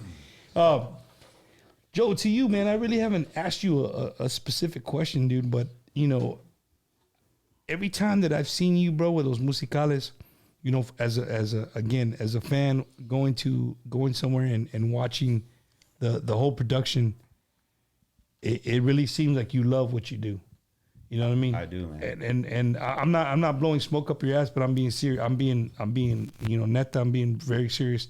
Like from the back, you know, or from the front, looking at you working your shit. Like you really, you're into what you're doing. And that's everybody. You know what I mean? I think Rogelio's he's like, I saw him the other day. He was more relaxed when he was doing some stuff for Ladez the other day.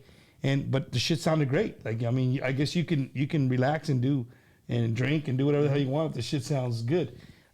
Which leads me to my question. Do you guys drink when you work? You know what, man? And that's an honest question. I always have. I didn't at first. And when I was with Vida, I didn't. I didn't because they didn't allow it. Whatever. So then when I had quit them and I got brought on board with Los Desperados. And that's when everything changed. Went down the hill. Yeah, because I was always used to, like, I worked with G-Man all the time, with San Miguel Productions. And we were always in chingas. We never drank. In and out. Never drank. We never had time for it. As soon as we were done, quick. An hour, dude, we would pull off 6 gigs, maybe sometimes even 7 gigs a week, just production. Yeah. Doing everything and anything that came across. Imagine drinking and getting up in the morning and getting home. No, for me, it's about your environment. Yeah. That shit would get old real quick. Dude, and then for me, it's where you're at. So then when I started with the Despos, your responsibility you have. Yep. It's my first day with them was Fiesta. And I'll let you got of all things, right? Yeah, of all things. So like we were there in Chingas, boom, boom, boom. And I'm in and out of the truck in Chingas with the dolly. And the other 2 guys, I'm not gonna say no name. The other 2 guys are there. Hey Joe, it's like, slow down, man, take a break. Like, we're getting tired just looking at you. And I was like, oh well, I thought we're trying to finish and, you know, chill out. Like enjoy the rest of the day or go eat or algo. Mm-hmm. Oh, no. Sit down, have a beer. Orale. That was it. That was it. That was it, bro. Dave, I noticed you don't drink. You've been on the. I bought you some sodas. because and I saw that you had posted a bucket. Your bucket's always a bucket of Coca-Colas on some ice, which is cool. You've never been a drinker? Oh yeah, back in the day, I used to drive a 22-foot bobtail for the tall boys. Uh-huh. I'd go Thursday morning, take the bobtail, I'd pull into Tober's over on Sasamora. Oh yeah, it was on Sasamora. Or Jeremy Mullen used to pull up in there. Used to buy an 8-gallon keg. I put it in the back of the truck. 8 gallons. It's a party ball. Party ball. God damn. No, I don't drink. I don't know what that is. JD, what about you, man? How are you're kind of quiet there in the background. You know what I mean? No, I don't drink. No, he don't. Well, Period. no, yeah, but when I'm working, I don't. It is because y quiero pues saludos to our friend Ronnie Saldana. That's how he was on there. What's up, Ronnie? Ronnie's Other guys. Yeah, Ronnie's old school. Ronnie's Old school Ronnie, yeah. Came out of David Lee Garza. Saludos a Ray Talamantes también. Ray. What's up, Ray? Ray. Yeah, I want to talk about Ray in a little bit. Hater. I'm gonna, Hater. Me too. No, I want He to talk just about asked me to Ray. get him in a show for next week. I want to talk about Ray in a minute. Anyway, back to to me acuerdo que where we were doing a gig, we were playing with Maz. Y I thought que estaban con madre. Y le pregunté al camarada Rolly, ¿te acuerdas de Rolly? Oh yeah, Rolly. Picture Rolly. Hey, you need to bring him. He needs his own show by himself. Rolly's got 200 years by himself. Wacky. He needs his own show by himself. Yeah, Wacky. Rolly. Awesome guy. Bumper Wacky. Hey, Bumper. that guy needs his own show by himself. I'm telling you right now. Hey, big dog. Anyway, y le dije, no, hombre, Rolly, soy con madre. Y me dice, no, güey, soy bien gacho, pues yo andaba bien pedo, right? I was all drunk. And ever since then, I stopped drinking on the road. I don't drink on when I'm working. Yeah. I don't. Have you guys ever played for some bands where you're just like, dude, because look, as a fan, I've been there. I've been backstage where I'm looking at some guys back there drinking, bro, and I'm just like, bro, and you're about to go on stage, like, bro, you barely can carry a fucking sentence right now, and you're about to go up there and sing all these songs. Mm-hmm. You guys been there, done that? Oh yeah. Yeah. Every weekend. Oh yeah. Not every weekend. No. Because I and not because y'all are both here. Los Musicales. I've had Cesar here, and Cesar told me he's come on the show and said, like, look, man, boss man, there's no drinking. Like if you're gonna do 2 sets or you're gonna have a break, the first set you ain't drinking nothing.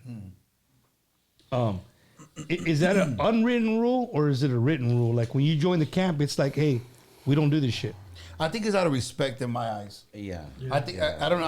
I don't even have to be in that camp. I just think the respect that has to be for David Lee Garza and the band itself, that they have to present themselves a certain way, and then for them to be drunk or him to be drunk like that.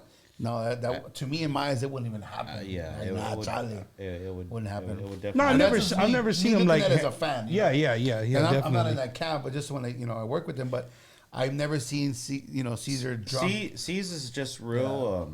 He loves to sing.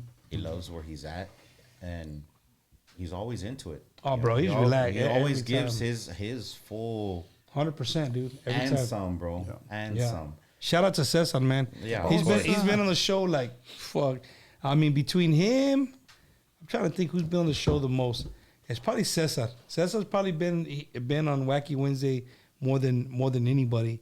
But if you just join us, if you just join us, man, again, you're probably like, hey, this is Wacky Wednesday, and you can't, you know what I'm saying? You're looking for somebody singing and stuff, which I usually do have. I really wanted to do this show, honestly, man, and not because y'all are here. I really wanted to do the show for the people to know that it takes a lot, dude. It really takes a lot to give you guys the production. You know what I mean? You don't just show up. You know, these guys just don't walk on the stage, plug in their guitars, plug in the mic, and all the lights are set up, and, you know, everything sounds good, and they just turn it on and it plays. It takes a lot of work, man. It does. It takes a lot of work. And then when shit goes wrong, these dudes are back in the back of the stage, you know, hustling, moving shit, rewiring stuff, all kinds of stuff. to give you, the fans, the best show possible. You know what I'm saying? And they go without being thanked. And this is my way in what I do, right? This is my way in thanking them, like, to bringing me the music that I love to hear. I mean, I can go tomorrow. I'm gonna go see my boys, Los Chamacos, at Sky, Smoke Sky Bar. We'll be there. down in San Me and Antonio. Dave will be there setting up. You know, We'll be there at 2:00. I'm out. If anybody wants to go, you see what I'm saying? At 2:00, it's hot as shit at 2:00. You know what I mean? But I know. Like when I go over there, I'm gonna see this guy or I'm gonna see this guy. I'll be on a plane. You know what I mean? He has a flight. Hello, did you forget? No, I know that, but I'm saying on a normal basis, yeah, I'll usually see in spirit, G-Man in spirit. or I'll see Rogelio. You know what I'm saying? And it's cool because it's like, you know, I'll find now that I know them, I go and make my way to them and say, hey man, cool man, what's up? You know, hanging out, whatever. You know, because to me, they're just as important as a musician. You know what I mean? Without these guys, you're gonna get an acoustic fucking sound. You know what I mean? So I don't think, what happened? What happened? it's hard to think of it that way, man, because I Me mandó un mensaje el boss man. Oh, David Lee. Bullshit. My bad, dog. Wait, see, don't say my name again. Open your mouth. Is he watching? He is. He is. Shout out to David Lee Garza, man. Boss man. The legend, the boss man. Hell yeah. Much respect to that. JDL. Is that him? All I know is that if I ever got a gig, that's not him? That's not him. Who is it? Okay. Oh, Well, there you go. if I ever got a gig and I see any of these guys, I know we're going to be okay. Mad respect for all of you. Hey, with that being said, Mr. David Garza, right? David L. Garza. I want to tell do me this favor. Do me this favor. Panchito already left. JD, Dave, Rogelio, Joe, G-Man.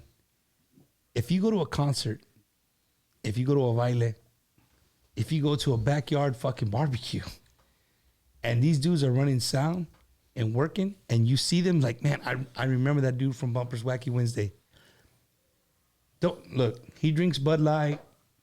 He drinks, I don't know, whatever he drinks. It don't matter. They'll drink whatever you bring to them, pretty much. Negative. I smoke Wacky, tobacco. Bring that guy to back. All I'm saying is, like, do me this favor, man. On behalf of Bumpers Wacky Wednesday, Ship's going down. go and buy them a beer, dude. Buy them a cold drink, take it to them, and be like, here you go, bro. I know that you're busting your ass right here. Whether they drink it or not, the fact of the matter is that you went and bought them a cold drink, bro. Do me that favor on behalf of Wacky Wednesday. When you see them, buy them a drink, bro, because it, like he said, they're going to be there at 2:00. I'm not showing up till like 8, 7:30. That's what time Right. we start at 7:30. That's what we'll see. I'm going to be there at 7:30. They're going to be there at 2:00 when the sun is blazing. It's hot too. You know what I'm saying? And it's hot and humid. So, Hey. you know, We So get I- the, we, I- but I we wanna- get there at 2 because they start charging for parking at 3. So, Get to be in the free parking. We get the free parking. Bumper. Oh, yes, so, sir. So, do you know a good friend of ours, Cowboy Medina? well, I've seen somebody say, Okay, so right now he texts me. He's like, "Y'all are still lying." But right now I'm gonna talk about the times that I used to work with him. Wait, but time out a little bit. oh, chinga. What's that? You're gonna talk about Cowboy? You don't even know who Cowboy is. Yes, I worked for him the other day. Remember? Yeah. Nope. Jimmy Horn. Shut up, Matt. What did Matt say? He said people tell him when he used to run sound for Jesus himself.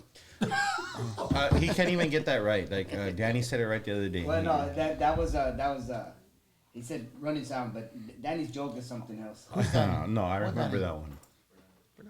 Danny Fernandez, Fernandez. our keyboard player.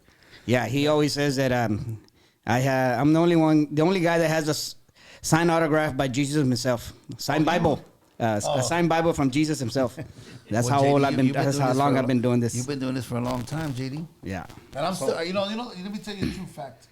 Sometimes when I go do a gig and JD's there, it kind of gives me a little nervous. Why, G? You know what I'm tell you? I'm gonna be honest. when right who's now. there? JD. What? You're gonna And like JD, with my oldest peers, Ya cause estás I'm tomando young. mucho No, I'm entonces. chilling. I'm young. You know, I'm the younger cat. You know, Right. JD's older, David. You know, I kind of respect my elders. You know, Wait. Noe, you know. Let's go through it. Especially Noe and George and these guys. You know, I show But up to a gig. Let's go through the. Hold on. I want to know what makes him nervous. Well, I'm What gonna tell makes- you why. what- Wait. But let me tell you why. Because of the vocalists that he's been through in our camp. Emilio, Marcos, Jay, all of that's in his background. No, that's not even why. Well, what makes you What nervous? makes me nervous is that people been doing this a long time, right? And for me to go do a gig before he, you know, actually does his gig, like a headlining gig, like what am I gonna do better than he is gonna do better? You know what I'm saying?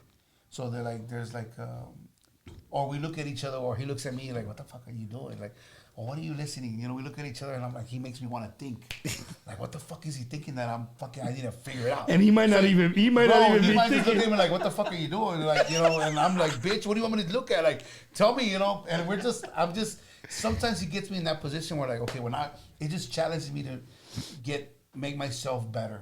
Because, and that's just the way we help each other out, or sometimes I tell him, or he'll tell me, or he gives me this fucking look, and when he gives me the look and don't say nothing, walks away, that's the problem. I'm like, fuck. So now I want to make myself figure out why.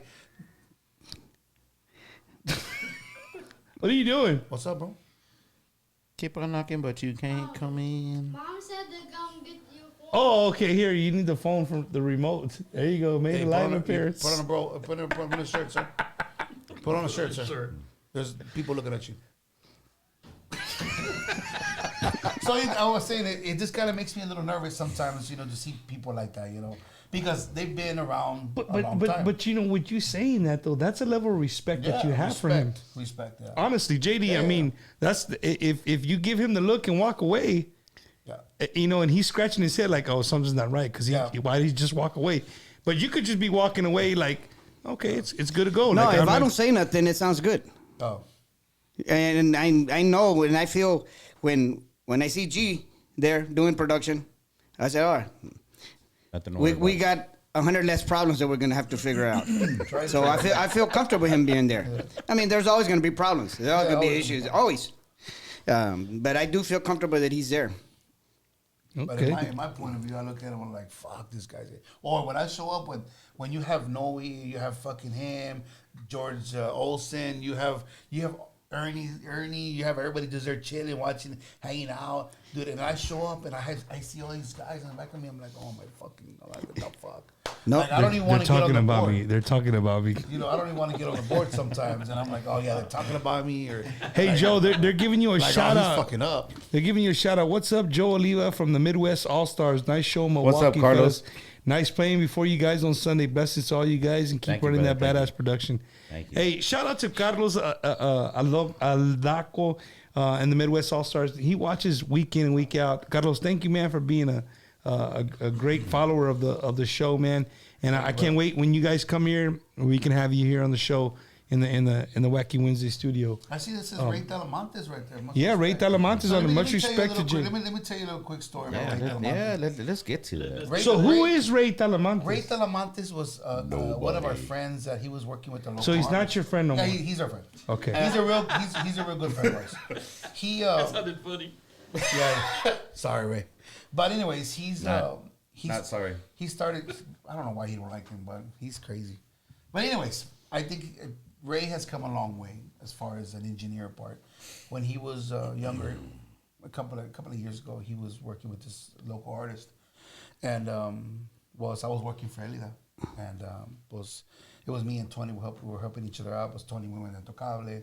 I ended up working for Rudy Lopez, and we needed a song. Well, Elida needed a song guy. Lalo was looking for somebody, and Ray used to help me on the production. He used to help us all the time. And Ray's one of those guys like, fuck, I need to figure out what's going on with that channel.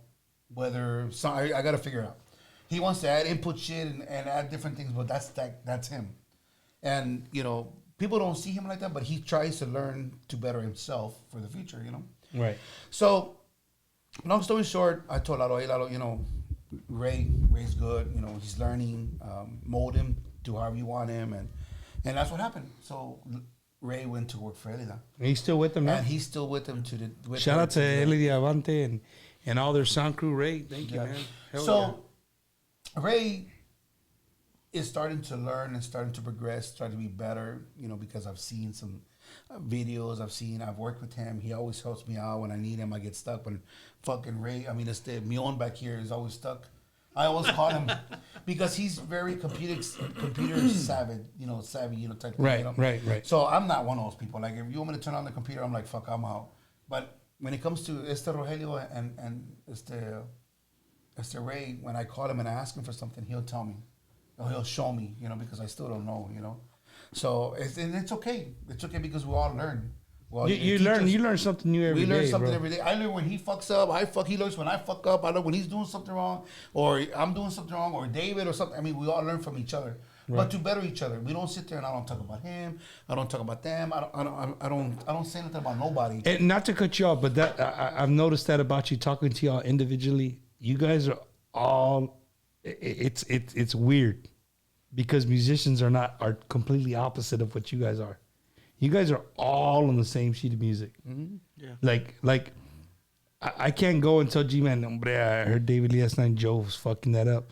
G-Man be like, nah, it was. I'm not saying that happened. He would say it's not gonna be your fault. You know what I'm saying? Like you guys have you guys have each other's back, which is really, really cool. Mm-hmm. Now artists, on the other hand, hell no, they're ready to throw somebody under the fucking bus. Like, it's just the nature of the beast. Yeah, we're never gonna put ourselves in a position to hurt each other. Like, if he's having a bad day or he can't hear or something's going on, then either I'm gonna help him or he's gonna come to. There's been times when I'm fucking thinking, man, it sounds badass, and fucking David says like, gee, really, you're missing the hi-hat. The hi-hat's not where it needs to be. I was like, oh, okay, boss, let me raise it up. And I don't get offended by that. You know why? Because somebody else is listening. And somebody else is doing, understanding what I try to do, try to make better the band itself, Right. And I respect that. So I don't get mad about it. I don't get mad about it. But G, you gotta understand to the regular fan, to the regular person. Man, do you need another Jack and Coke? No, I'm good. You sure? Yeah. Hey, you do. It's Crown Apple to be exact. Can you make it happen? Another Crown Apple? Not at the moment. Not at the moment. We're busy right now. We're busy right now. Oh man. So somebody asked. I guess we went off subject like a typical Wacky Wednesday, Joe. Somebody was asking what happened to Joe's story about Cowboy. Here we go. Let's go back to Cowboy. But that's Y'all what I didn't was see saying. the story. I was gone for like 10 minutes. You took a shit? God. You spray? So we've all, well, I don't know about JD, but I know for sure all four of us right here have worked with Cowboy Medina at one point. And he's different. Like as to how we're used to working, we all work a certain way. Me especially, and G, that's why G was like, man, when I posted something about how a trailer was packed the other day. Dude, I saw that. Like, okay, so he was cables were fucking wired or rolled dude. up right. Yeah, dude. I must say that we don't want to look at the cables right here because he's talking shit. So He would be fired also. Just so y'all Dude, know. I'm a real neat That looks freak, like bro. caca. And when I run my stage, and JD could tell you, because he sees my stage when I run it all the time. All my shit is to where you just pick up the coil, grab, and go. Everything falls in line. You don't ever have to tug and it's caught on that, it's caught on it. No, I'm real. So the whole thing with Cowboy, because he keeps saying y'all are still lying. Now I'm really gonna talk shit now. So one time he had hired this one dude, and he was like, Joe, are you good to go? You got everything good? I was like, yeah, I'm good on my end. All my monitors, everything was rigged up, ready to go. And he had told this guy, hey, well, do you need him to do anything? I said, well, I need stage power here. Man, this fucking dude went and ran fucking extension cords like that. And I was like, what the fuck is this? I unplugged it for where it came from, and I threw it off the stage. I didn't like that. Because when the artist comes on stage, what are they going to do? Trip on all that shit. So I just Fuck them. I didn't like that at all, man. Hell no. No, G. Welcome. Welcome. Pick up your feet. But that's why G said that one time when I had posted the picture about the trailer. He was like, man, it's a good thing that dude don't know who you are and how you like to be because that dude will be fired. And I'm like, straight up. So somebody borrowed your shit or what? No. I work for an audio visual rental company here. Uh-huh. And not all the guys there have our extra. So you work with shit for like studio shit too? No, just like rentals, just out, not studio. I need to rent some lights, bro. What do you think? What do you think? Buy them, install them. Yeah, just buy That is a them. consultation. Buy them and install them. Get charged for consultation. We are really shit. particular in how we take care of our cables. Yes. Our cables. And we had a guy. Wink. Yeah, We had a guy that went and helped us one time, or wanted to be. This is back earlier back in the 80s or early 2000s. Well, they grabbed the cable and they start wrapping it like this around their arms. Oh, that's fired up. Charlie, wait. Charlie, Come on, bro. get out of here. Charlie, bro. Whoa, You wrap wait, cables wait, like wait. that? Charlie, Hold bro. Hold up. Those are those don't work. Oh, If you ever JD, hold up. That's how I roll up a cable. Yes, sir. Big Rob, if you ever do What that, the bro, hell's wrong with you? that'll be the last day you work for Musicales, bro.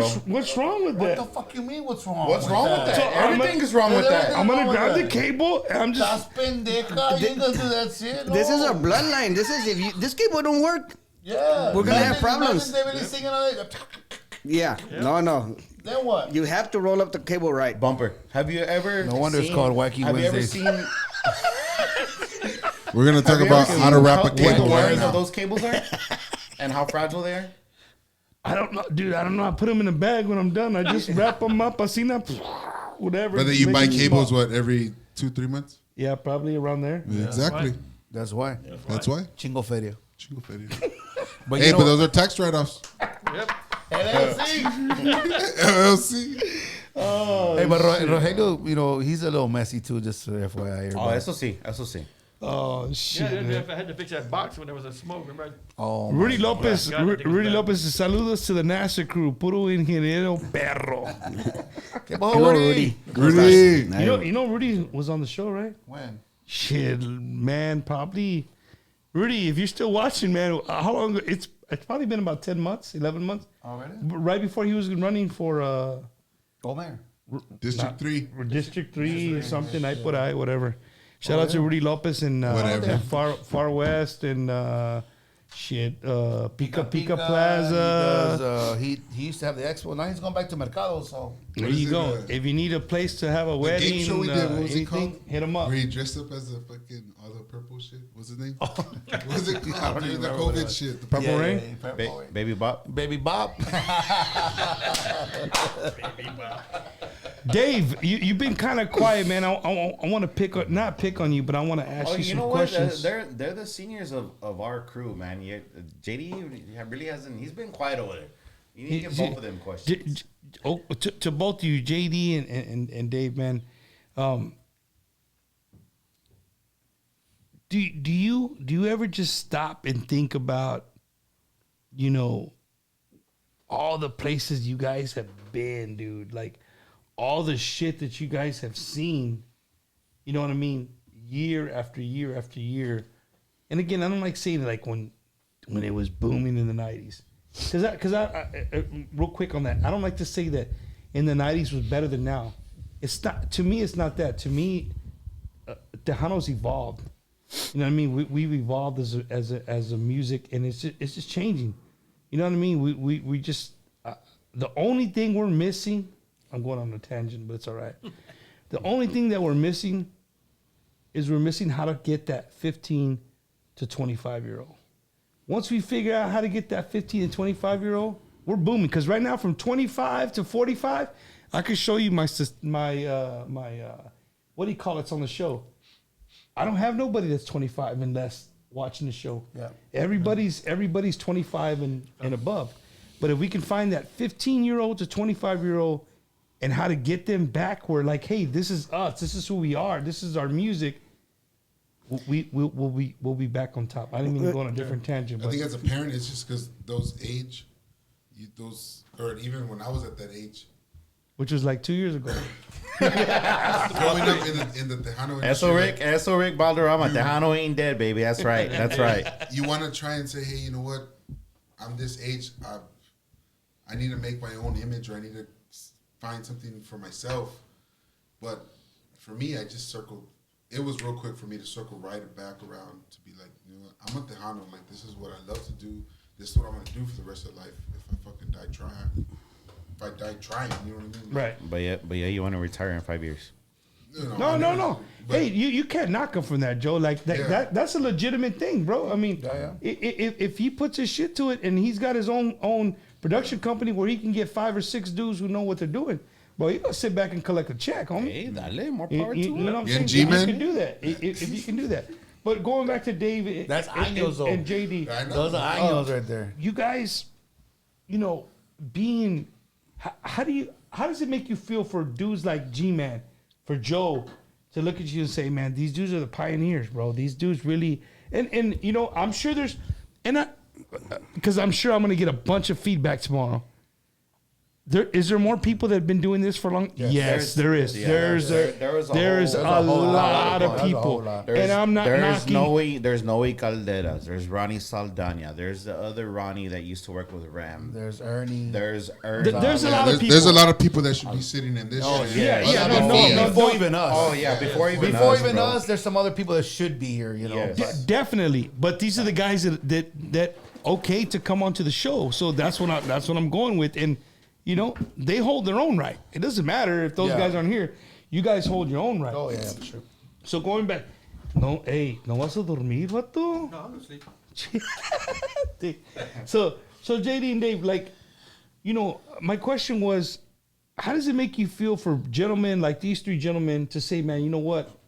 These dudes I look up to. These dudes are, you know, just like a musician could say, hey man, you know what? I grew up listening to David Lee. I want to play the accordion just like David Lee Garza. You know what I mean?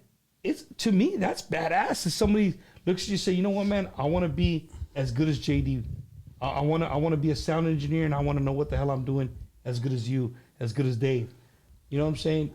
How does that make you guys feel? It makes me feel good, you know. Have the respect from G, have the respect from Joe, David. They have the respect. And it's all about respect, you know. I respect them. I respect other sound engineers that have been in the industry. Again, Noe, George, Ronnie. I mean, hey, you earn your respect, you know. In this industry, you still got to pay your dues, you know. Back to Ray. Ray, he's young. And I do like Ray. He freaking runs sound badass. Yeah.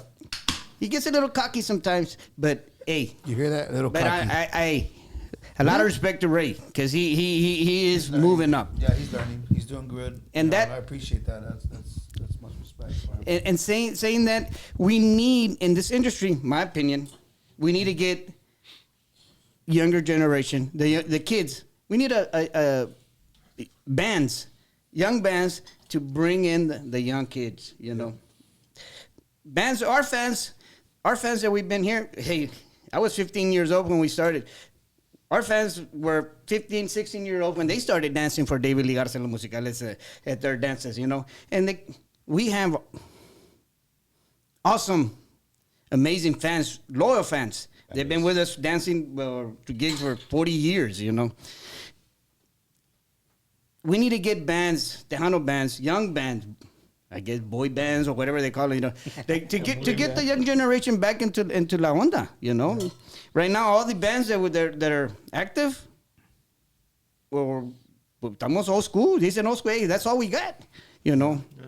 So anybody listening out there, start your band, start your Tejano band. You need help from me, I'll help you out. Hell yeah. I'll mix, you know. Hell yeah. What you got on that, Dave? On that subject right there? It's all about respect. I respect G, I respect Joe, Ronnie, all them guys out there. I respect everybody. There was one time, to talk off on a story, that we were in Floresville one time, and we had a production company who had monitors, and they set them up as line array. Oh, I know where you're going with that.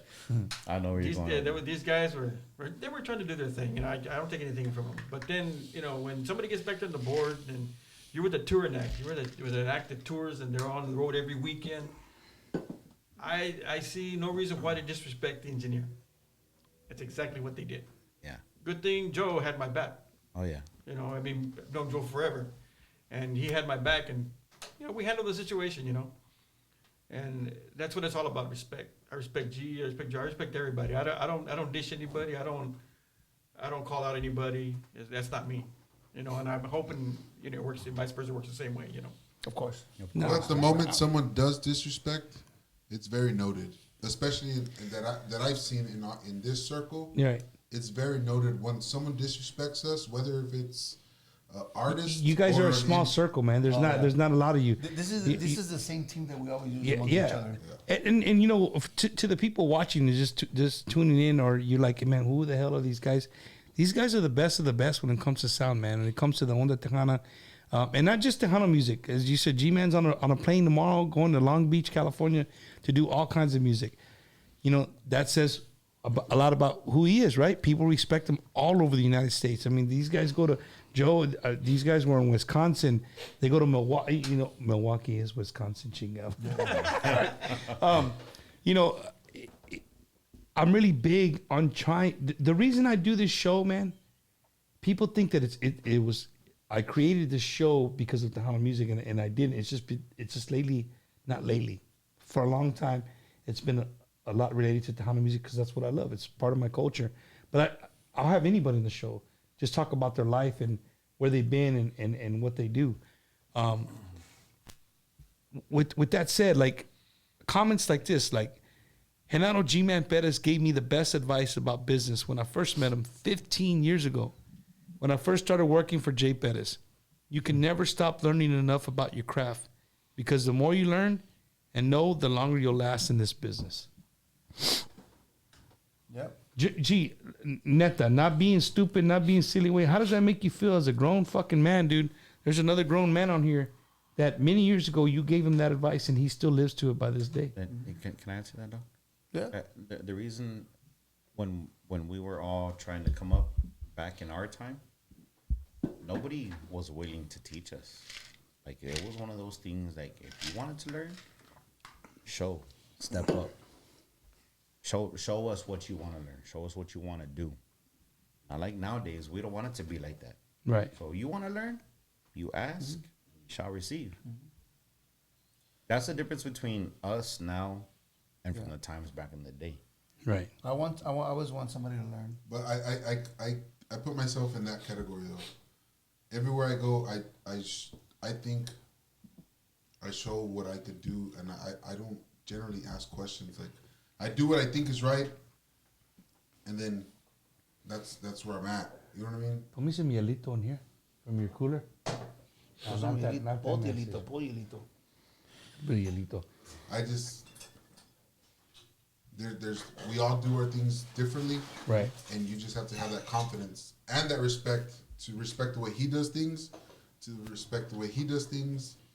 and that's the thing I like about this circle is we all respect each other. We all talk shit to each other, playing around, stuff like that. But Right.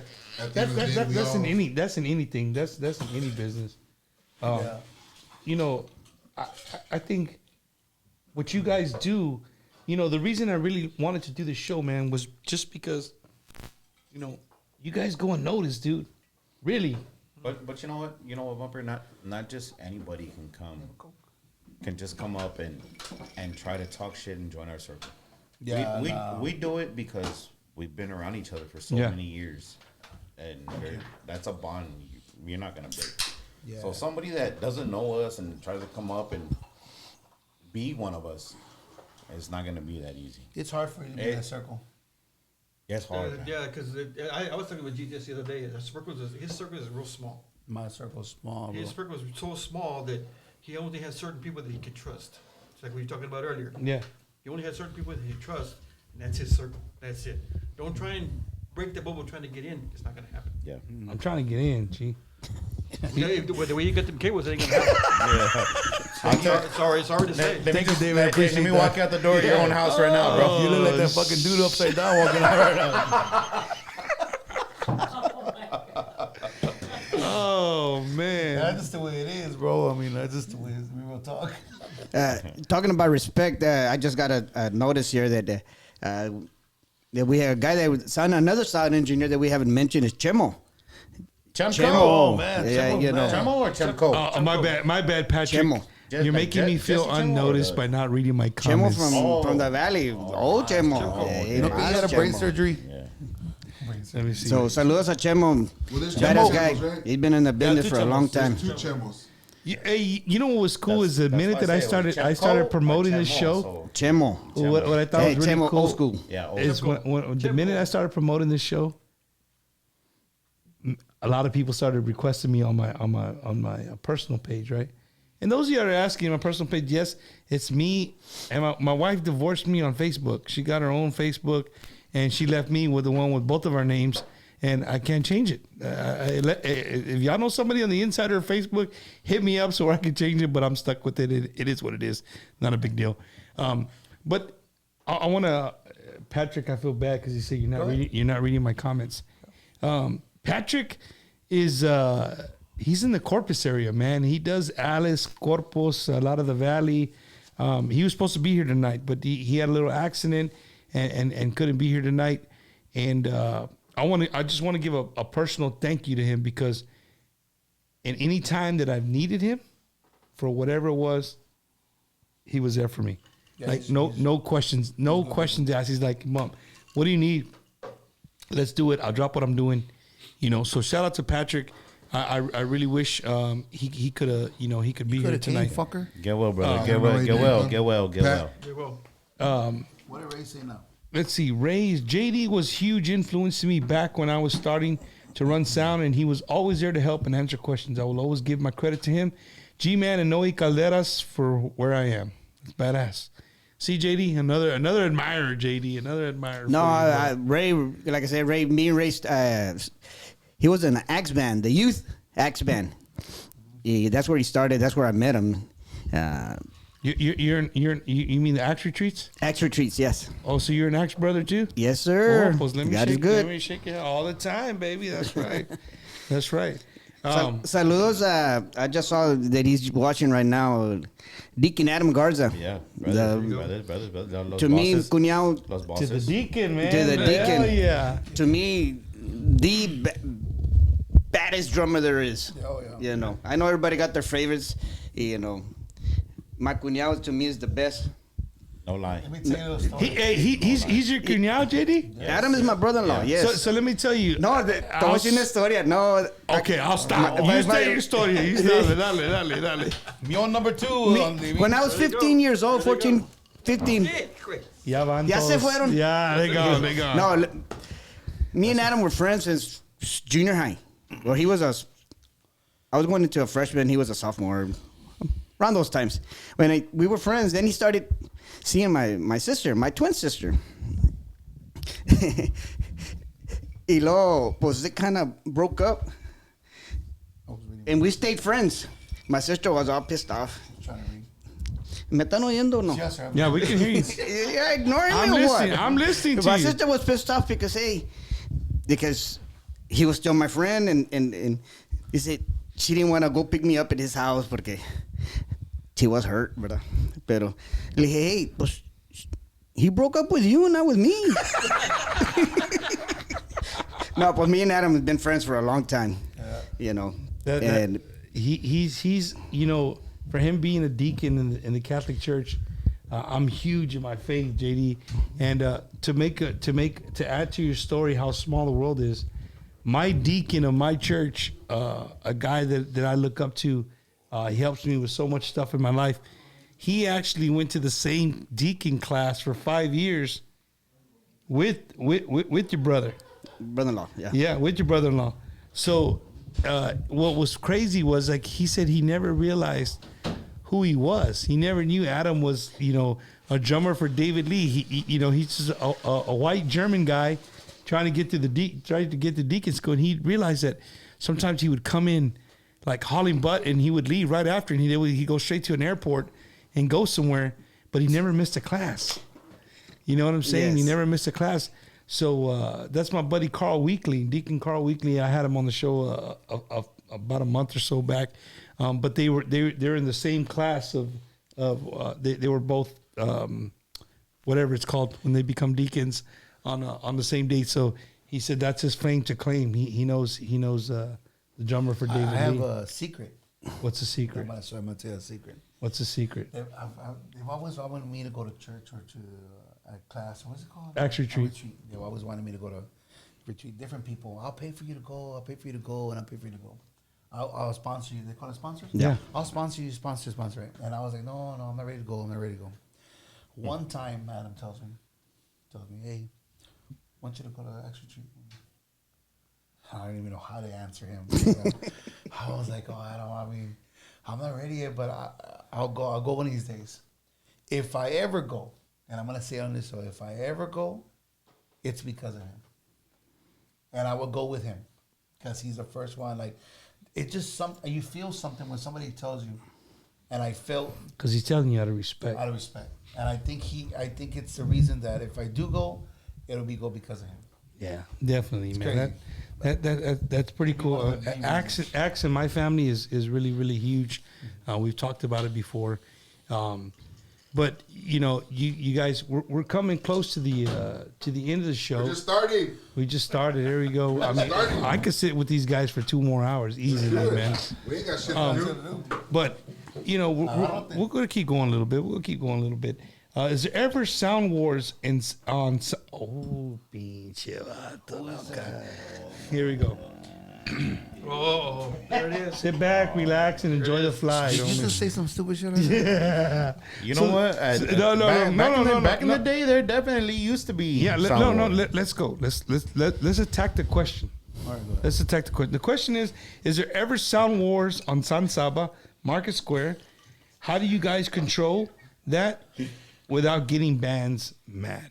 Okay, What stage? before North you- stage or south stage? hold I'm on. gonna let Wait, them wait. answer before I answer. Okay, that. I'm gonna give you my take as a fan first, and then you guys go. Okay, as a fan, for the viewers watching outside the 210 area, and you've never been to Fiesta. I want to go first after that. You've never been to Tejano Fan Fair. There is a street called San Saba, and it's dead smack in the middle of the Market Square here in San Antonio.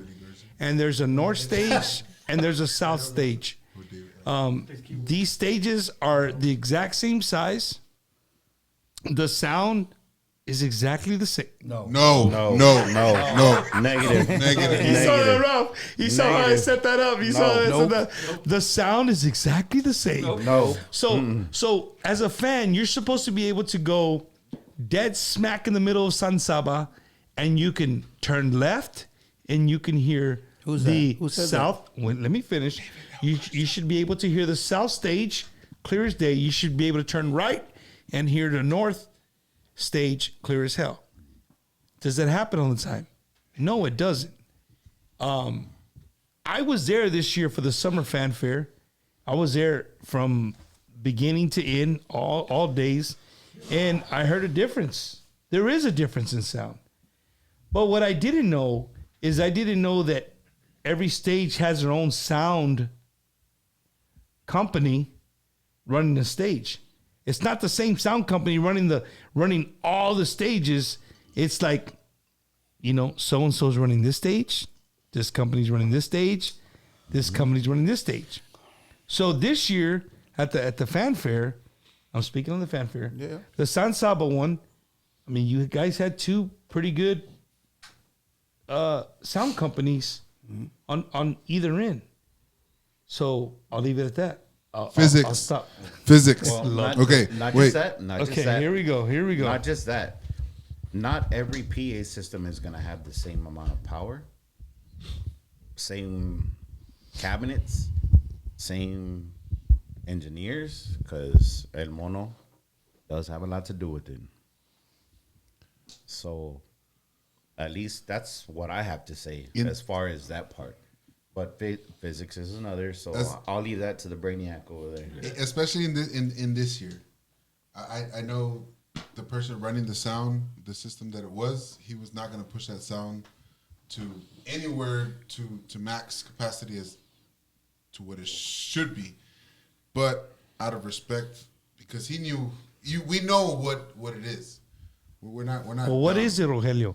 Don't say we know what it is. Tell us what it is. We know that we're able to be louder than another band, or not another band in particular, but just in general, and generally speaking, we're able to reach a higher decibel level than the other side because we have twice as many cabinets. Yes, I was just gonna say that. Twice as many what? Cabinets. The speakers. So the stage that was across from us only had three tops, maybe four. Hold on, bro. 4 cabinets on each. Wait. 3, maybe 4 cabinets on each side, left and right. We had 6 left and right. At 15 feet higher than theirs. And just more coverage area. More coverage. That was, and I want to say that was the only thing. The only downfall to that. When how high he had the speakers. Yeah, when there's more of this than that, of course the outcome of it. See, but that's where I go back to where G wasn't pushing the system as nearly as much. This guy on the other side was pushing that shit as much as he could. Because he was trying to compensate for that. When it came down to that time, it was okay. All he had to do was just, and it seemed like it was done intentionally, but it was not. It was not. You know what I mean? He probably literally because G, and I'll say this because I always get on G's ass every year at fanfare when it comes to the last 2 bands. Pick it up, drive it all day. You cruise control the shit out of the PA. And then the last 2 bands, especially when they're phenomenal groups. And there's a shitload more people out there too. Yes. And by that time, they're ready to échale it and have a great time. So just physics. Physics. I'm gonna put it this way. He's not gonna like it, but I'm gonna put it out there this way. It's fucking Wacky Wednesday. All right. Look. Where's the tobacco? I saw. Say, motherfucker. No. So something happened this year at Fanfare, right? Where an artist, and he's a great dude, right? He called out, people in the room, accusing them of not sabotaging the sound, but making their sound better than their sound, right? Other ends of the street. But I want to tell you something. I want to tell you to your face, G-Man. Yes, sir. And I told you before. You attacked that situation more professionally than I think anybody else would have done it. Right? Mm-hmm. Because one, you don't post shit on social media, right? Mm-hmm. You clearly came out and said, "Hey, look, you told me we weren't going to talk about this shit." You're fine. It's good. I'm good. Right. You clearly, they called you out on social media, and instead of you could have just been like, whatever. You know what I'm saying? But you're G-Man. You're a legend in the sound industry of the Onda Tejana. So you came back on the same platform that you were called out on. You went back on the same platform, and you were professional in every single thing you said. You never said anything bad about the artist. You never said anything bad. The part where you said, "Hey, you call me for anything else. Why wouldn't you have called me to clarify this instead of bringing it to the public?" And I think the way you responded in that was professional. Mm-hmm. Neta. Like, could you have not just said nothing and just left it alone? Sure. That would have been cool too. Or I could have been drinking. It would have been worse. But I wasn't. At the end of the day, we're all in the music business. We all help each other out. We all work. They're gonna cross my stage, and I'm gonna cross their life. We're gonna cross each other. I just didn't like the fact that he thought I did it intentionally, or the band thought that I did it intentionally, which I never did. Like, they had a sound guy. He could have called me and told me, "Hey, G, you're too loud. Lower it." I can't hear what's going on my stage, so I don't know if I was louder than him or not. I don't know what's going on that side of the stage, but worried about my stage.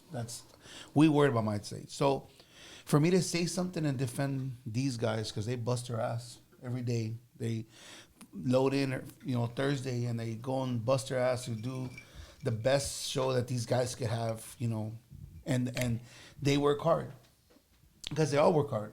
Fucking Rogelio was doing something with Michael Salado, and I made him come fucking fix something because something broke. And then they stole his fucking light bulb. Dude, he's No. I was gonna say that. Okay, so he's back and it forth, wasn't like- that the shit broke. What it was that after the first night we loaded in, once everything was wired up and ready to go, I came and programmed lights. he came programmed For the the light light show for was the light good. show for the whole weekend. 4:00 in the morning, 4:00 in the morning, and he leaves at 6. Team no sleep, yeah. Yeah. and when everybody came back to get ready for the first day, all the fucking lighting shit Everything was gone. Fucking shit was gone. Yep. Somebody Stole it. deleted it. No, it was just No, I they don't know, stole they it. just stole it. They stole it. Somebody Somebody stole it. stole the computer. They stole the fucking computer, the hard drive, everything. They fucking Everything, stole stole it. it. From the state, from the site. Yeah, from the side of the They state. didn't have security out there? Well, they were supposed to. No, Fanfare never has security. No, they do. They don't. I saw them at They 3:30 in the don't. morning, They and there's a don't. guy who's sitting behind the stage who's on his Yeah. phone. I seen him. They don't. I Well, mean, maybe after the first day. he but not- wasn't wearing they a don't. security outfit, They but stole he was, my brother's phone out of his hand. They don't. He was Which asleep is- which in is- the that's not B-Net the radio point. stage. He was asleep in the middle stage. And they took it off On the his hand. stage, he had it like this. He had his took phone his right phone. here. He took it out of his hand. So we have to fend for ourselves. My at brother, times. shout out to Alejandro. Hey, I don't want to jump off the subject. No, dale. Willie Garza. Yeah, hey, That's brothers in crime. Another Saludos a Willy. Oh, he's a legend too himself. Another legend, brother. Here, let's do this. Let's do this. Long time no see, no hear from, man. Another great one right there, bro. Yeah. Willie Gaddis is an engineer from San Antonio, mixed for Pio Trevino in the 80s, recorded 2 live albums for RCA Records. Grupo Mas in the 80s, Gary Hobbs, 2 albums, production manager and engineer for Selena in the 90s. Yes. Mixed their first Capitol Yeah, man. Records album and 15 Yeah. years of Ram. Salud, man.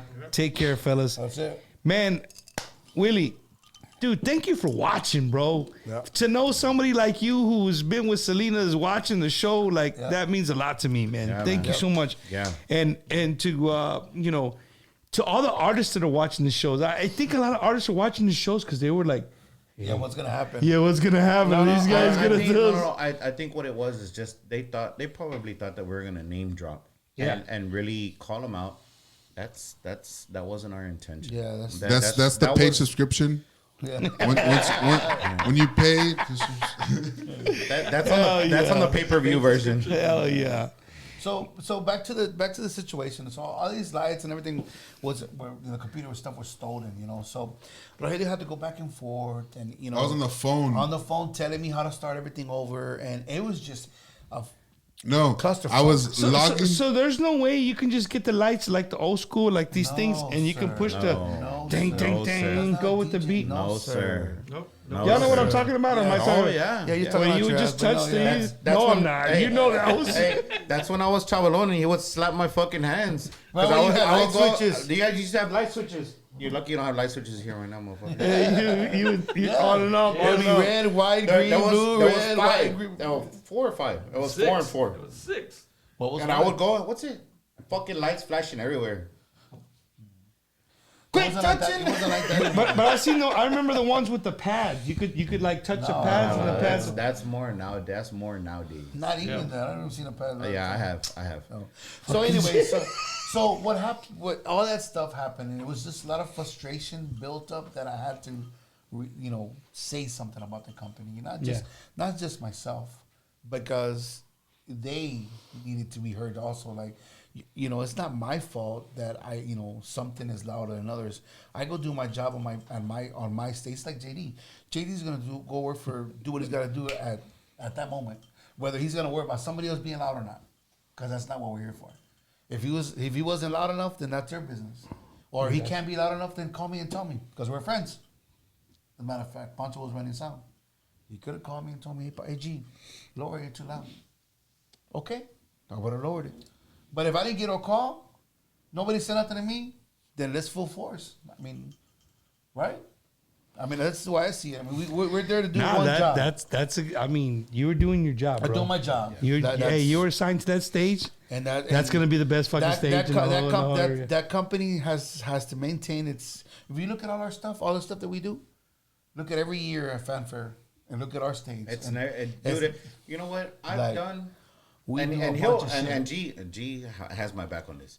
When it comes to doing the lighting, he'll always say, "Yo, Fly it out. fly it, hang everything." Hang everything. Trust And in I'm like, everything. "Gee, what do you want me to like?" Fly We've it done out. everything. Figure it We've out. done an X. We've done a square. We've done fucking straight lines. We've done boxer. I've done so much shit. Figure it out. I've done a claw at one point, which I'll probably never do again. But Rogelio's been there too. Rogelio's But, been there in dude, some of our shows. 40 Gee, feet what in to the to air. do all that, to do all that work, and then for somebody just to like take it all away from us, dude, Yeah, it, no. it fucking It hurt all of us. No, not just I me. mean, It hurt the I company. mean, It hurt them. yeah. You know, Rogelio busting his ass. Like, nah, fuck that. That wasn't 1,200 miles away. Yeah, yeah. Nah, It wasn't gonna happen but like that. but, You know? but And I don't- we didn't mean going do back that. to what I said though, you handled it professionally. You know what I'm saying? And I'm sure you guys squashed all that shit. We you know did. what I'm saying? I talked to Leon, Leo, the very next day. We had conversations and everything was great. And that's it. I apologize to the band. I apologize to them. I mean, because that's just the way things are supposed to be. You know. Yeah. He didn't say nothing wrong to me. He just expressed his feelings, and I just expressed mine. And that's just the way it is. You know. We said what we needed to say on the phone. Hey, bring that bottle in here real Hey, quick. Oh, hold on. Well, another good one. James Plata. Oh, James. And James Pete, too. James And Pete. Plata. And Oh, Rick. Pete. And Little Rick. Yeah. Shout out to my girl, We should play La True Shot. Chismosa 210. What is Hey, that? can you Oh, bring? hell no, not that one. Yeah. Hey, bring us. Bring us just too many people. Four shot glasses. I don't drink. I'm sorry. Four, This is just four shot glasses. Babe, can you come pick me up, please? Shout out to La Chismosa 210. She's tuning in, man. Thanks for tuning in. Before I let you guys go, Where we going? no, we're not going anywhere. But before we get off the air, La Chismosa, I think we're doing her birthday event on the October 23rd, right? That's La Chismosa 210. oh, Chiflada. Oh, my bad. She's like, hey, hold on, dog. She got a plug in for free. Oh, my bad. Oh man, You sell those You're shirts? right. or You're what? right. You're right. You're right. Bumper. What's up? You sell those shirts? I don't, but I have one for you. I have Well, it's a I'm different. taking that one. So Yeah, I'm taking You have that one. 3XL? no, it I don't do. fit you. Yes, it does. I got you. It's I extra got you. small. Not extra small. No, but I want to say this. Like, the reason I do this podcast, man, one again is again, like I said, my culture, my music. I love Tejano music. I that is my favorite music of all time. Nobody will ever change it. I'm glad that the Lord in some way has put each one of you guys in my path. Like, you know what I mean? I met through somebody, and that's how it is. Like, you know, I ran into Rob through somebody else, and then Rob's like, hey man, you know what I mean? Joe went to school with one of my Marines. He's like, my Marine hit me up. Shout out to my boy Marcus de la Fuentes. He freaking's like, hey, how do you know Joe? I said, well, he does sound for David Lee. And so I said, well, how do you know? Oh, I went to school with him. You know what I'm saying? It's just a small world. Yeah. I met G-Man through Mike, you know, and then I met you guys through G-Man. But the reason I do, if you're the first time you're watching, the reason I do this, man, is just to keep our music alive. You know, as a guy that was on here earlier, Mr. Rick Valderrama, right? Tejano ain't dead. Tejano ain't dead, baby, right? But my saying is, Bumper's Wacky Wednesday saying is that my goal and my objective, I'm talking like a military guy, right? My objective of my show is to keep my music and my culture. All those wires clean back there. Yeah, they clean. Hey, it's been sounding clean, right? Don't knock it. Hey, hold up. No, I'm just Okay. talking about how all you're missing is just the sauce over there with all that spaghetti. Yeah, that's what I have for dinner. I mean, you gotta eat balls. You're gonna use them for the meatballs, motherfucker. So where I'm going with this, like, my goal is to keep our music and our culture relevant. However I can do it, if it's bringing you the dudes who you walk by day in and day out, when you go out on Friday and a Saturday night and you go to these halls to dance your ass off, you go to these concerts, these are the dudes making it happen. You know what I mean? Today I did a radio drop, and that's exactly what I said. Like, these guys are the first ones there, the last ones to leave, and they make your favorite artist sound like $1 million. Because without them, they ain't sounding like $1 million. And all of you have been to a concert where you're like, hey, that band don't sound like my CD. right? I'm not gonna mention no names, but there's some bands out there that don't sound like their CDs. Well, That's the greatest compliment of all. Yep. Bro. yeah, Man, it sounds like a CD. Yep. Like, it is. But for the most part, what we always want people to understand is that as soon as the band starts, it's not always gonna be perfect. Yeah. perfect. Yeah, it may be perfect during sound check, but between sound check and Shit, sometimes we don't even have sound check. yeah, sometimes You can we have don't even fresh that. batteries, you can have yeah, fresh we could have fresh everything. batteries. We could have a brand new mic cable, and And all just it go out. takes is for somebody to step on it the wrong way, or something. Or for the board just to give When out. something's gonna go wrong, it's gonna go wrong. It's gonna go on. And unfortunately, it's in our industry when that happens. Yeah. We don't. Our industry is not like a multi-million-dollar industry like Maluma or like Los Bookies, where they have Easy, all easy, that.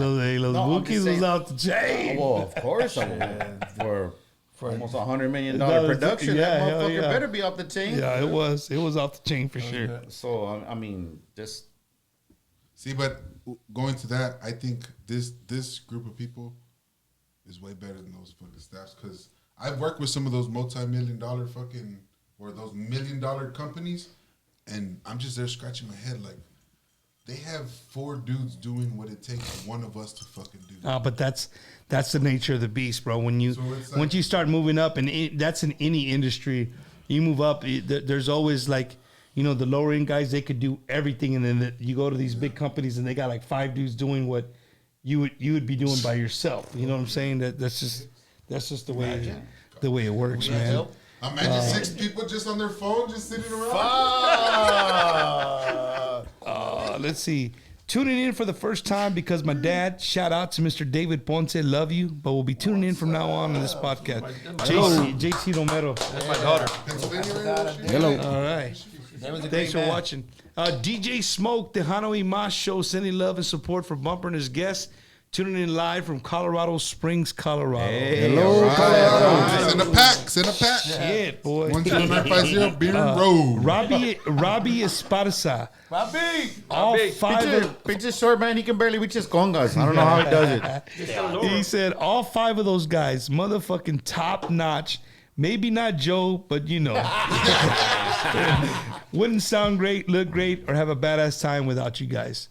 So, you know, Love you, brother. Love you, man. I think Thanks, Robbie. I think that if you're an artist and you're watching this show, whether you watched it live right now or you're gonna watch it tomorrow on YouTube or whatever the case may be.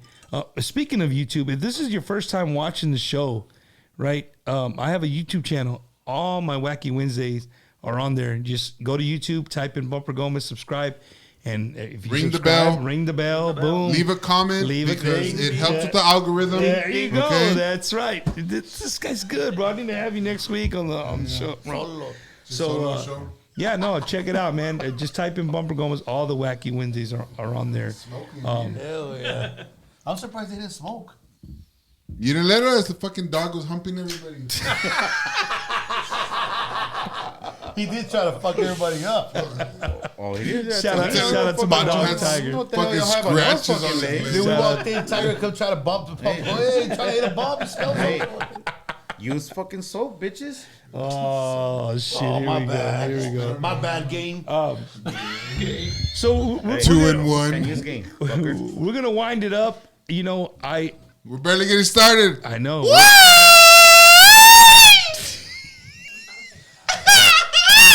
Any more questions? Nobody else has Yeah, questions? yeah. Before we wind it, if you have a question, a specific question for these guys, Write it down on a piece of paper and then send it in. if there's a story that 20. if there's a story that you lived through with one of these guys, you want them to talk about it. Now's your time, because once we say goodbye, se acabó el pedo. You won't be able to. Would y'all like a part 2? That would be good. Ask him. Hey, I'm down for a part. Always down for a part 2, man. I'll tell you what I would like to do is I would like to do a live from like Smoke or somewhere like that, where you guys are doing like where I'd be able to move around and kind of, you know, see you guys from beginning to end. Next time, Oh, no. next time we play at Thirsty Horse when I'm barbecuing outside in the back and we're getting dirty. That's why you smell so good when I saw you at Thirsty Nah, I Orange. farted. I don't don't even cook. I just Okay, here's a good question, man. Somebody's like too many damn stories. G-Man, what happens when you're late? That's from Matt Maya Sr. Well, I'm sure everybody knows what happens when you're late. He brings tacos. That's it. The guy who's late. If you show up late, you're gonna bring tacos, right, Joe? Oh, But most of the time, if shit, he's man. late, everything's already up. And he Yeah, I'm always late. Are you? Always. Bro. fuck yeah. He's Fucking always always late. late. I don't know So why. if they tell you to be somewhere at 11, you weren't really late today? Yeah, a little Because bit. I was late. You told me to be there before. What time was I there? Yeah, like 4:45. 4:45. I was late. Pues como que no tiene trabajo el güey, solo que My mind works 24 hours a day. So. in the gutter. Working doing nothing. I lived the farthest, and I was the first one here. He was. Rogelio was here. Dude, I came from far away. I walked into the fucking 54th Street. Come on, Lord Farquaad, far away. What did they say? You can't go in. They'll sit you at 420. Yeah, 420. They Yeah. said 420. I was like, The electricity was out, fool. the electricity. JD Dave, man, before we call it quits, man, is there any, you guys, you two, is there anybody you want to give a special shout out to, family, anybody that's tuning in watching the show tonight? You know what? All everybody from the Midwest, a bunch of bands up there that I used to work with before. And shout out to all them guys up there. Hell yeah. There's a lot of bands in the There's Midwest. a lot of good. A lot of good bands in the Midwest. I've been seeing that now that I've getting more and more into the Honda. I'm starting to notice that. JD, what about you, man? Shout out to Patrick. We're gonna probably see him. I saw he text. See him this weekend. He's gonna be doing sound for us. He said part 2 is ready. He'll be here for part 2. Shout out to todos los fans de los musicales. Love y'all. Y'all say we have real loyal and y'all have loyal fans. loyal sure. fans. For sure. Shout man. out to all of them. So again, man, if you see these guys anywhere, make sure you buy them a drink. If you see them with a drink in their hand, take a peek. What it is, go buy them a refill of that cup. Or Or fucking Red water. Bull. Refill That's that what beer, it is. or a A water. Red Bull. a water, and 2 Bud Lights. There you go. That's, I just that's drink what the Coke. crew drinks. A water and 2 Bud Lights. I drink Coke. Rogelio, Margaritas. do you have anybody you want to give some shout outs to? Anything before? Just my wife. My wife and my kids. Pick me up. This she's is watching, David. making sure I don't This say is anything David. wrong. Edward Garza. ¿Qué pasó, cámara? That guy's the best on, fucking bass player, bus driver combo you'll ever get. Hey, bro, you know me and Edward, we go back, right? Yeah, he told me. He told you? He was so fucking excited. He's like, wanted to come. dude, you're gonna be on the show? Yo, dude, you better give me a fucking shout out. Cámara, ¿qué pasó, cámara? Bro, I wanna tell you this though. Edward, dude, to me, he's an underrated writer, bro. Oh, his fucking, yeah. His music thing is off the charts, Yeah. dude. Well, he's wrote what? Hey, like, the tequila shots seven- never came. They never came. He's fucking wrote about 75% of my Tequila shots. Anybody in the house watching? Are we getting a tequila shot? Jasmine, are you out there? Thank you guys. Shout out to all you for the Midwest Tejano. Still going strong over here. Hell yeah. Let's see. John Paul. Bumper, thank you for your service, brother. I just retired myself. 1 July, 20 years in the Army. Retired first sergeant. DJ Smoke. Hell yeah. Well, man, thank you for your service, You ever brother. shot at Chris Vector? Chris Vector? What happened? What is- Ándale, pour 'em yourself. oh shit, those ain't even like regular shots, dog. What's going on here? That's doubles. Double. Doubles. Nah, we ain't doing that. Y'all always gotta drive. home. No. You- No, what? no, where you going? We need. No, we are. We need. Four shots. Can you pour them for us, please? Don't fill them up. All the way to the top. Don't fill them up. All the way to the top. What's going on Dave. here? Shout out If to it's my gonna go all the daughter. way to the top, you're gonna take one. Nope. You ain't gonna stop. Not all the way to the top, Jasmine. Right there, Just there, there, make there. sure they're all the same. That's all. Make sure they're all the same. A la madre. Whose is that one? That one's G's. Give me that one. Give me that I one. don't Right even there, drink G. that shit. Tequila makes your clothes fall off. G, come on, Roderick? dog. That one? Come on. Roderick, come on, Dad. Oh, y'all don't drink, right? Yo, G, no? Dude, It's I told good. you're It's you're not. dead behind since earlier. Give it to her. Here. No. Give it to G. Give it to G. Dave's not gonna. I'm not gonna drink it. Take it. Here. No, there's 4 of us. Yeah, right here. 1, 2, 3. You got yours? Hey, Yeah, Nate. Shot alert, definitely shot alert, Nate. hey, that's yours, Joe. Negative, sir. I don't do that. There's certain engineers that don't drink like that. I I'll tell you why. won't do that. He'll end up in a ditch. You don't drink tequila? I won't do. I'm about to drive 100 miles an hour all the way home. I won't do. Shout out to his wife. Better come get him. Hey, shout out to the Uber driver I'm about to call in 2 minutes. Man, you're 2 exits away. Yo, not even. He motherfucker doesn't even exit. He lives Hey, in the neighborhood. where's the Oh, nearest? shit. Where is the nearest Mama Margie's? Where?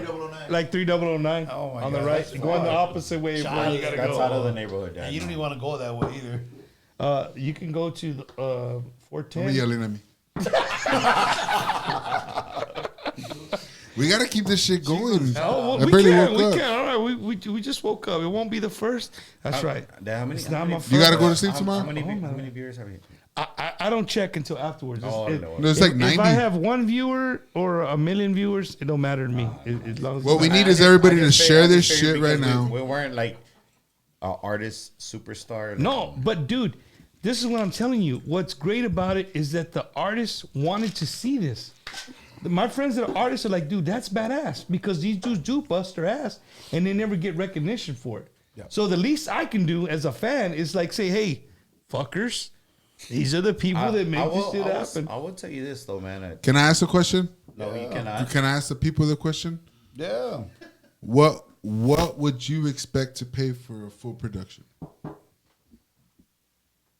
You talking about people or artists? Or in general. Look at Nah, no saying in general. You gotta be. Wait. If- Oh, that's if- why I said. What you got, Joe? What you got, Joe? Look at the look that my sound engineer just I'm gave asking. you right now.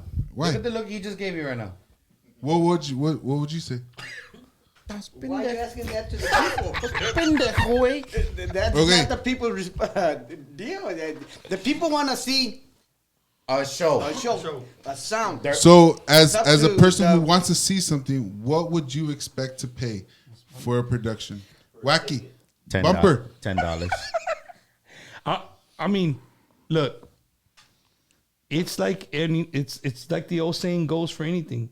You get what you pay for, Yeah. Well, right? If you want a fucking mediocre sound, well, you're gonna give a mediocre you know price. what? That's very true, dude. But you know what? At the same time, times aren't what they used to be. Fuck all that.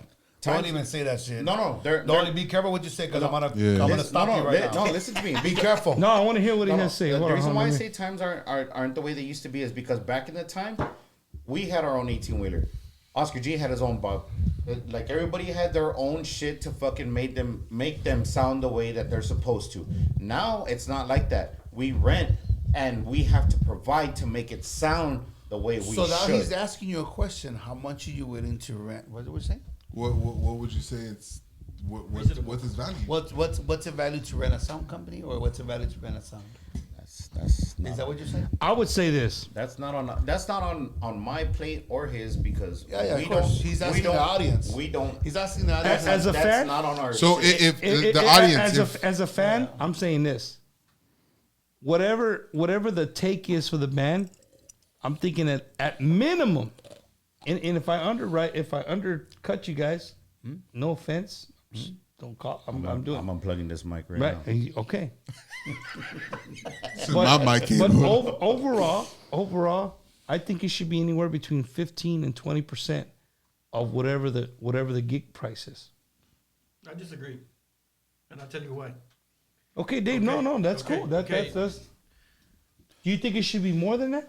Well, yeah, Well, okay. So what would your percentage be? because well, it's hard to say percentage, because you need to take into account that we are there early. We do all the hard work. We put up all the speakers, put up all the lighting, do the show, It's- tear everything well, down, actually, finish. and tear everything down, put it back in the truck, get it safely home. Been doing that for years. But- then you want to go you want to go and do a show and set up all the stuff, get everything ready. You want to use Oscar G's lights because they have more than what we did. Okay, fine, we'll use the lights. Artist gets there, yells at me in front of the bands, but they're both bands. Why'd you put Me my shit cagaron. up? right? And then at the end of the night, they say, "Oh, I'm sorry, we didn't make any money. Here's your $20." Okay. At that point, I said, "That's it. I want a straight salary, because your name's in front, not mine. Your name's in front. So people are gonna come to see you. I provide a service for you. So then, at the end of the night, I need to get my money, because you're taking a chance on your name. If you think your name is big, let's do it. Give me my money. You take the loss, not me." Yeah. JD, what's your take on that? I want to hear this shit.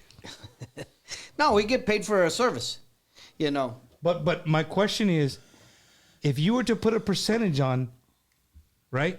What would your percentage be? What would be Me running sound? Yeah. 90%. I love it. Just kidding. No, Just kidding. Just kidding. I agree with that. And let me tell you why. You agree with 90%? Yeah, you want to know why? Because Joe, come on, bro. Hold up. Just Hey, kidding. hold on. I'm with you. I'm with you, right? Can I Like answer? you guys. Well, hold on. I'm with you guys, but 90%, bro.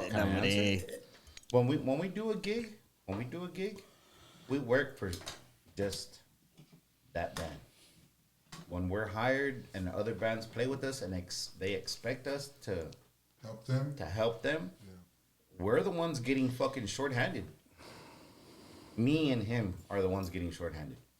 Me, him, Everybody everybody who knows you're what he's there talking hired- about. Yes. If he's hired to work for a certain artist, if Dave's hired to work for a certain artist, but yet because they're hired by the headliner, they expect, hey, well, since you're there, Take care of these guys. take care of them. I don't run sound for nobody else No, but David. and it doesn't work that way. No, It doesn't work I that- get you, but I think 90% is way like Yeah, that's let me like, see. I guess what we really should really boil down to is that some artists don't value what we get paid. So let's just say you take a door gig. I think that's what he was trying to say.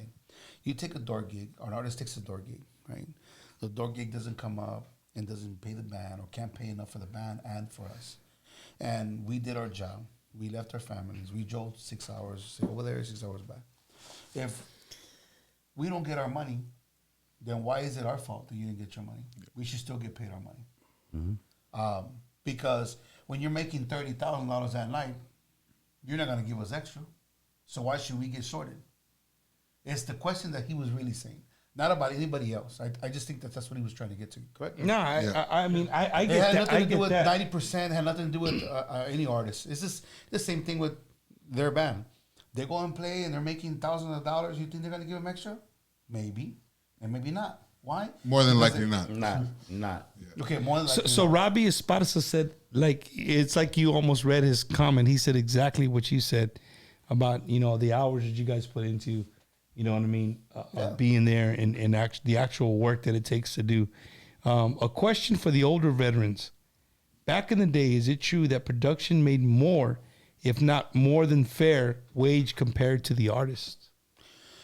Bumper. No. No. Bumper. Wait. Before they answer, that's why I stopped being a musician. I wanted to be a musician when I played saxophone. I wanted to fucking see that through.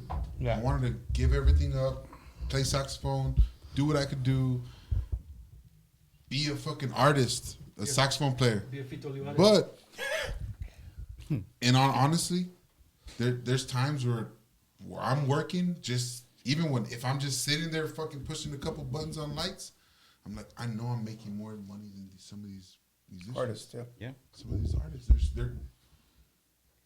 But because sometimes I promoted gigs, and I'm going off of the stuff that I've done for myself. You know, the sound is a sound.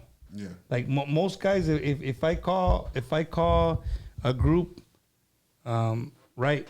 Who's the first question before they say a price anything? The first question they're gonna ask: Who's providing sound? production? Who's providing sound? Yep. Right? Do we got to provide sound, or are you getting sound? And if you're getting sound, who is it? Who is it? Yeah. Because if you don't have that answer, they're not gonna give you shit. They're gonna be like, "Hey, Like, call me later when you got Yep. somebody." Yeah. You know what I mean? And what's crazy is, it's all of you guys. Like, I'm speaking on me personally. Any of the gigs that I've been involved with, y'all, everybody's names that were in this room, you know, those are the names that come up. Like, hey, did you call this person? If not, call this person. If not, you know what? Pay me this, And I'll bring my And own. I'll bring and my own. I got my own, right? But that's a guarantee. That's where you talk guarantee. Yeah. That's when everybody's making their money. Everybody's go home with their paycheck, and that's great. It's the actual gig when you're. But G, you going into that knowing that though, you're not showing up thinking that you're gonna get it. I mean, No, we don't. You're taking. No. You're, No. hold Not on, at all. Hold on. Because So they're not telling you, like, if I'm taking the door, if the band's taking the door, right? They're taking the chance of just taking the door.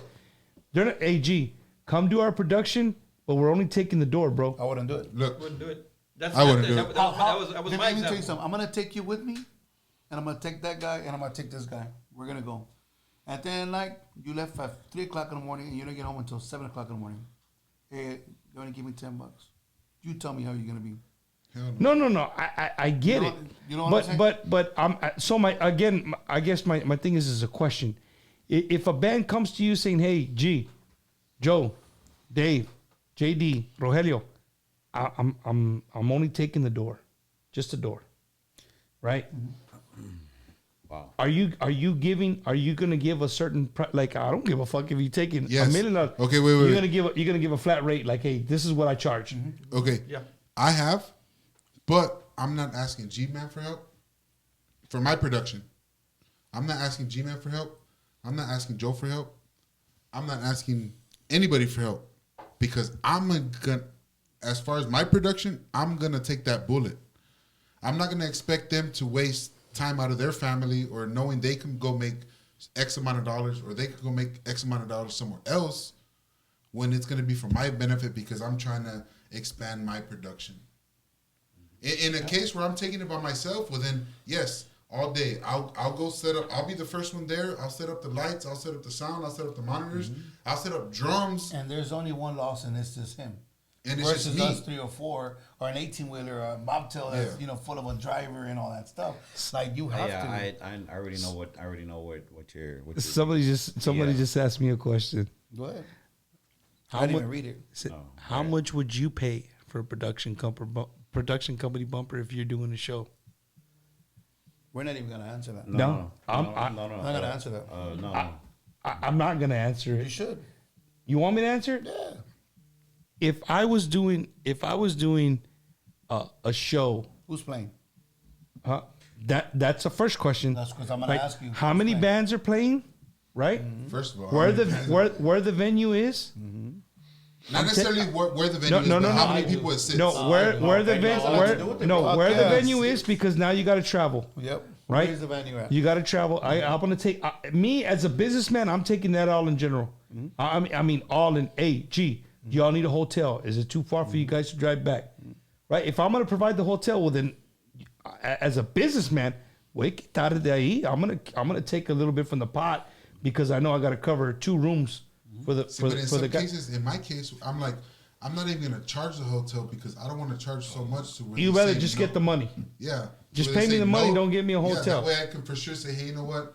Yes, they'll give me the gig, and I'll just fucking. I'll tell you, if I had 3 bands and I had 2 A bands and a B band, I'm not paying no minimum than $1,500. If you told me to answer And, that, it's sad because some of that, most of the time, that's our max. Most of the time, fuck no. What are you talking about? yes. Are you serious? Think about it. You pay that guy $300. You pay that guy $300. You pay that's $900. You're already almost there, bro. and you're putting $100,000 with the PA. That's worth it to you? No. That's what I'm saying. $1,500 is worth it to you? Minimum. He's saying minimum. That's what I'm saying. That's how we see it. But most of the time, You know? but And it's not that's supposed to be like our that. max. Yeah. If we say, hey, you know what, it's gonna be $1,500, Yeah. they're gonna say, hey, you know what, I'm gonna call you back. Yeah, because he's looking And- for $800 guy. Dave, let me like Okay, this guy just asked a question. Is like, this is my pet peeve. This guy wants to know. It says, what do you think of DJs tapping into your sound system? Oh my oh, Okay, I'll answer that one. I'll tell you straight up. I'll be the first motherfucker to tell These guys. shit. And you know why? Because When you do a job, when they hire you to do a job, you need to take your tools. yes, Yes. You need to take your tools. and bumper, Yeah. some of Yes. these guys, Yes. Some of those DJs are charging more than what we're charging for Well, we're charging- production. yes. Yeah. For DJ. And deja eso, when they see a massive ass PA like the one that we provide, they're like, oh, fuck. yeah. Mira. They just unload their shit and here, hey, No, where I set deja up at? eso. They want to go full fucking throttle. Yeah, And then when the fuck shit that, starts to yeah. sound distorted, they're like, hey, what is this? A big ass PA and it sounds distorted. Motherfucker, why are you taking advantage? You should be lucky to be playing on what you're on right now. There's some DJs that You don't I even know own. You don't even own anything close to this. You know what? $35,000-$4,000. I'm gonna Hey, say something. Jonathan McGraw, why did you open that Pandora's box, bro? Because he knows. Oh He my fucking God! knows. Wait, You know, I'm gonna hey, hold on. A DJ just came on. Oh. My guest next week. He said, "Wait a minute. What about me?" No. But you know what? But It doesn't matter but who it Chris, is. But Chris knows. He knows how we are. I can respect Chris. He's gonna bring his own shit. No. He's gonna know where the limit is. He knows at. where the limit He's gonna is. know when what's not gonna be too pushed. There's other DJs. There's other DJs that they want to. Get the God. on. They want to push that limit, dude. And then deja eso. So the DJs, like, they get there y se ponen más que nosotros. Some DJs, some, not everybody. And then they want to talk shit, like, hey, well, you got this badass PA and it sounds like shit. I played on better. Que la... Hey, bro, bring your own shit then. Yeah. Bring your own shit. Yeah. I don't let them. I don't. We're at 2 hours and 40 minutes, and you fuckers are still fired up, Yeah, boy. no, you don't even know. No, bro. That's one question you should never ask. Oh, man. shit. Don't bring your own So, shit. hey, to everybody that's watching, that's a DJ. Yeah. Be careful what you ask for. That's all I'm gonna No, say. sometimes we let them, and sometimes, but they want to be pushing and pushing. If you want to push, bring your own shit. Yeah. Like, you know, you should be grateful that you don't have to unload shit that we're allowing you to give. You know, allowing you to use it. Plug in Like, the- you don't they pay plug in for the nothing. quarter-inch jacks You know, and they're good? you're doing it on somebody else's expense. Like David Lee Garza pays for the PA, right? And then you're gonna walk in and use David Lee's. You know what I'm saying? Yeah. That's his money. That's his, And you're gonna charging, walk in and you're for charging free. full pay. And you're gonna walk in for free, not giving the guys. The DJ's charging nothing. full fucking Getting paid 3 times what they're paying. $800,000 Yeah, setup. so Sweet watch D. you. I'm not gonna mention no names. Sweet D. I'm just kidding, dog. I love you, dog. Love you, bro. I saw him put. That's me. That's why I said it. Love you, dog. From y'all's aspect, should the price of the production depend on the area you live in? For example, if it costs less to live in an area, so there should be charged less. Gotta ask Pee Wee when he gets back to. Oh shit! It all depends, man. I mean, it all depends if how much stuff, who's playing, how long are they playing, how many bands are playing, whether you got to be there all day long, whether you don't got to be all day long, how many people you got to take. And his Yeah, production. it always all depends. depends on that, man. If I had to For take me, the like, fucking truck or if it's a private- trailer, yeah, you know. If it's a private and you know the band's gonna charge $10,000-$15,000 up to $20,000, why are you gonna go do a gig for $800,000? $800. $800,000. But if, Hey, if- no, if- Rogelio. if both these- No. But if there's a band, I'm gonna put you on the spot because you said something to this. I'm gonna put you on the spot right now. On the spot. Wacky Wednesday. A band charges $15,000 for a private. They call Rogelio and say, Rogelio, I want you to do sound for this private. You know that they're getting paid $15,000. How much money are you expecting for them to pay you? I'm asking for at least $1,800, but the reality of me getting that is none. If I ask for $1,000, I'm getting it. If I ask for anything more than that, I'm not getting it. Because The reality, any artist. There's a lot of reasons Dude. too, because there's like 3 or 4 production companies here in San Antonio that want to do it for $800, want to do it for $1,000, I know. want to do it for $1,200. I've seen a few of you them. devalue. What happens is that you devalue yourself, devalue your company, and devalue the artist. Because think about it, just because you're gonna pay $800 and you're gonna have 2 park cans, versus paying $1,000 and you have a badass Lysol. That's the difference. Because of $200, the difference. Yeah. Just because of $200 difference, you want to pay $200. You know what I'm saying? That you devalue yourself and your fan. This is the shit that you're not gonna hear. This is shit that, And as that- a fan, that- you're not gonna. And this is just a scrape of it. This Oh, is yeah, just this the is- fucking. And you know what else, Bumper? Like, when I'm not with the OG, when G says, "Hey, big time, are you available this day?" And when we get somewhere, the first thing we do is before we even unload the truck, whether it's a Parks and Recreation stage or house stage or somebody provided stage, we always visualize what we want to do to make it look presentable. Because it's, for one, sound wave. For two, it's us running it. For three, we want to give the people what they paid for. And I think people don't really understand how much you guys pay to maintain your equipment, to buy your equipment. Fuck, you don't even want to know. And no, I know. You don't say you don't want to know. I know. I walked into these places and been like, dude, that dude had like 8 of them. That's just $2,800 for one. You know what I'm saying? Each one. And this dude had like 8, 10 of them. I know how much it costs. You know what I'm saying? So, but we could go on and on, man. Before I want to end the show, I want to do our shot for sure. They thought we forgot. ¿Ya te lo chingates? No, she was like, you want her 50 cents? Here you go. Damn, there you go. Here, y'all drink that? I'll drink this. I'm drinking this shit. Grupo Completo. Shout out to Grupo Completo. My homeboy Verdi brought it all the way from Florida, man. What's up, brother? Oh, hey, shout out to Leon Galvan. Fuck this gig. Hey, we need a whole episode just about that We guy. need to talk about that guy. Hey, Tony, it took you long enough to get into the conversation. Hey, dude, but Leon has a badass fucking truck, dog. Ask him if he could run it. If he can rent his truck, Run his truck. Run his truck. Shit, let's not talk about the truck. I know the truck is clean as shit. Hurry up, come on. Right here. Hey, again, man, this shot is for these guys next to me, behind me, that I wish you guys nothing but the best of luck in all your endeavors that you guys do, for all the groups that are coming your way, man. Bro. Thank you, guys. Buy him a beer when you see him. Brother, thank you for having us, man. Hell yeah. Thank you. Badass. Thank you. Thank you for everything. I ain't taking that shit. Y'all who know me, you already know what's going to happen with this. Oh, wait. Time out. Hold on. Y'all already know what's going to happen with this. I'm sure people know. Oh, man, that tequila. It's not going to was- make it. That tequila was good. Oh, my God.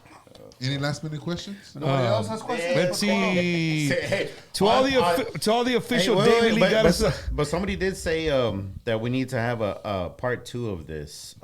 We do. Oh, shit. I say you end the stream. We continue off stream, and you upload it. What the fuck? What are you talking? What are you? Ese vato está Watch out. Y'all never Hey. watch any YouTubers on YouTube? Domingo Flores said, "Get naked." No, hombre, vato.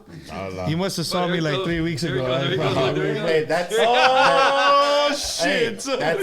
that's our good friend Sweet D right there, dog. Who? Domingo Flores. Domingo Flores. Shout out to Sweet D. I seen him a few times at Bar and City Base. Yeah. He's DJ there, man. Shout out to His son's been on here too, Chris Flores. hell yeah. And he's the one that said, "Who's Sweet D?" Yeah. Shout out to everybody at Bar at City Base. My boy Chris and his beautiful wife Gracie. You guys ever in near Brook City Base? That's a badass little place to get you a cold beer. Hell yeah. It's still early, Los no? amigos, It's like Domingo 10. Flores, and his lovely girlfriend Amelia. Bro, I think my sound and my shit knows that you guys were here, Why? and the internet didn't fuck up. I was telling my wife earlier, I said, man, I don't care if like when I had Vision here, I went live right at 7:30. When I hit live, no internet. It had gone out in the whole neighborhood and didn't come back to 4 in the morning. I had to use my hotspot, right, to do the show. And I was telling her, I was like, man, I hope this don't happen with these guys will fucking never let me live this fucking shit down. So, the mics have been good. The sounds have been good. We've been, pretty clear. Bumper, these guys are awesome. Shout out to Tony Ramirez.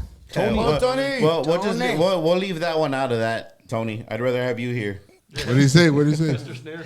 And Mr. Snare. Wow, Bumper, these guys are awesome and Ray. deserve a lot more. Fucking Without Ray. them, they're no Ray. entertainment. People love the lights and all that's what definitely sets the mood for sure, man. To all the official David Lee Garza y los Musicales fan club in Monterrey, Mr. Nuevo Ralph, León, Ralph Mexico. Piscina. Shout out, man. Piscina. Gracias, Saludos, gracias, Ralph. gracias. Have you ever Muchas been to gracias. Monterrey? Chingos. I'm asking a Hey, Bumper. no, Bumper. I've never been to Monterrey. If you love Tejano, bro, you have to go. That's what they say. They say in Monterrey they love, and like when they do the posters and shit, they paint. Yes. Like the shit's real. Like it's not like a printed poster. They have some dude out there painting. You know what, man? Can I?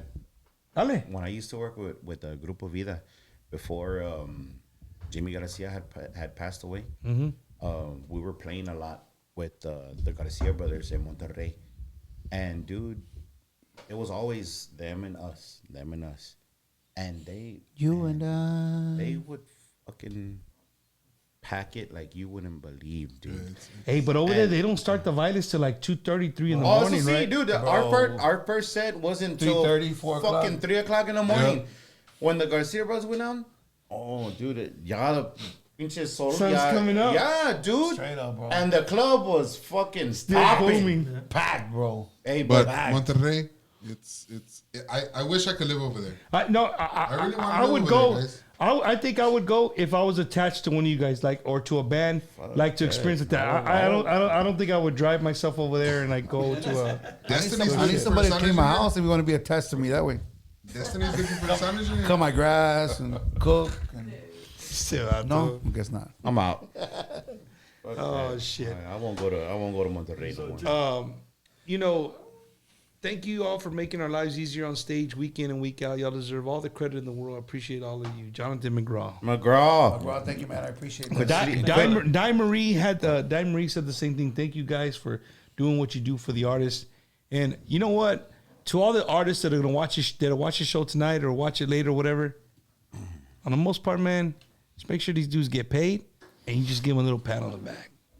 Neta. I mean, you never hey, no, you never know how far that goes, dude. For somebody to tell you, hey, G man, you know what, dude, I appreciate that shit. Tell me about next time when I call you, G man, say, you know what, I'm about to talk with madre, man. I'll do in the. But if you're just a dude like, hey, here and te vas, well, fuck you, man. You know what I mean? Why am I gonna do this thing again? You know what? I don't know where it came from. I don't know if you noticed it like here recently, but like when we've been doing our gigs here lately, Dave and Caesar, they've been giving us a big shout out to hell yeah, bro. All the recognition and the things that we do. I don't know if you noticed that, JD, or not. Oh yeah, now AJ does that, dude. Jay I does trip that. out. Jay Perez does that. Eli La Reina does that. Like they appreciate. I know for sure when that, I was with the Appreciate the Decibels, roll. Mike always made that fucking. What's that? Mike, when I was with the Decibels. Yeah. I know AJ pours us out Mike fucking shots. always made it a point to Before we let's go up not on forget the stage? crew because without them, Hey, none of this dude, would be possible. hey, my primo, shout out to my primo, great Gabriel Aguilon. Without y'all, there is no music. And I'm glad, Gabriel, you freaking commented because people know me for wearing my caps on the show. If you are out there and you own a company and you want to, you don't want to pay me to promote your company, but you just want to give me a cap, I'll wear the cap, shit. You should have fucking told me. Shall I take some calzones? So shout out to my A ver, put that one on. to my primo A ver, put that one on. Jaime Aguilon. Put that one on. A ver. Take it off. Before I put it on, let me give him a shout out to my primo. He brought me this from the city of Fort Worth. This is a city of Fort Worth hat. That one's from the city of Poti. Okay, well. So shout out to my primo Jaime Aguilon. I got to hang out with them. They came down from Fort Worth to go to. We went with them to Los Bookies, and it was a good time. That was his balls. So yeah, are you giving me this? Habla con JD. That's not me. Are you giving me this, JD? You already bend it. I guess so. Fuck. Yes. JD's giving it to me since two guys that I know in here. I see him all the time, and JD I see him one time right now, and he shows up with the hat. So That's respect, though. yeah, no, That's definitely. the kind of people that we are. It's gonna be Damn. there we go. It looks good. It looks good. It looks good. Look at that. Thank you, JD. I appreciate that, man. Just you guys could buy that at davidleegarza.com. Just remember. Or go visit a gig. Go to visit go to a a gig. gig. Go to the gig. Man, Or go knock on JD's door over there in Poti, Texas. Dude. Hey, No. hey, ¿cómo se? I'm having a brain fart. Your manager. Joey. Dude, J-Rod. Look, Bitch, blue. shout out to that guy. Bro, you know what? J-Rod. I seen J-Rod probably since I moved from Califas to San Antonio for good. I moved back here to Texas. I've seen J-Rod probably about, I don't know, 25 times of seeing David Lee. And I've always seen him. And I was like, you know what? I'm not going to. A lot of my friends are musicians or they're sound guys. Like, you know, you guys see me at gigs before. I'll talk to everybody. But this one guy just like, you know what? The vato means business. Like, I'm not going to fuck with him, right? And I got to meet him last week, like personally sit down there when we went to go see Ledez. Dude, what a badass dude, bro. That dude was puro corazón, dude. Shout out. At Social Spot, right? At the Social Spot, yeah, man. Yeah. He was a really, really cool guy, dude. You can catch him at Kickapoo from Monday.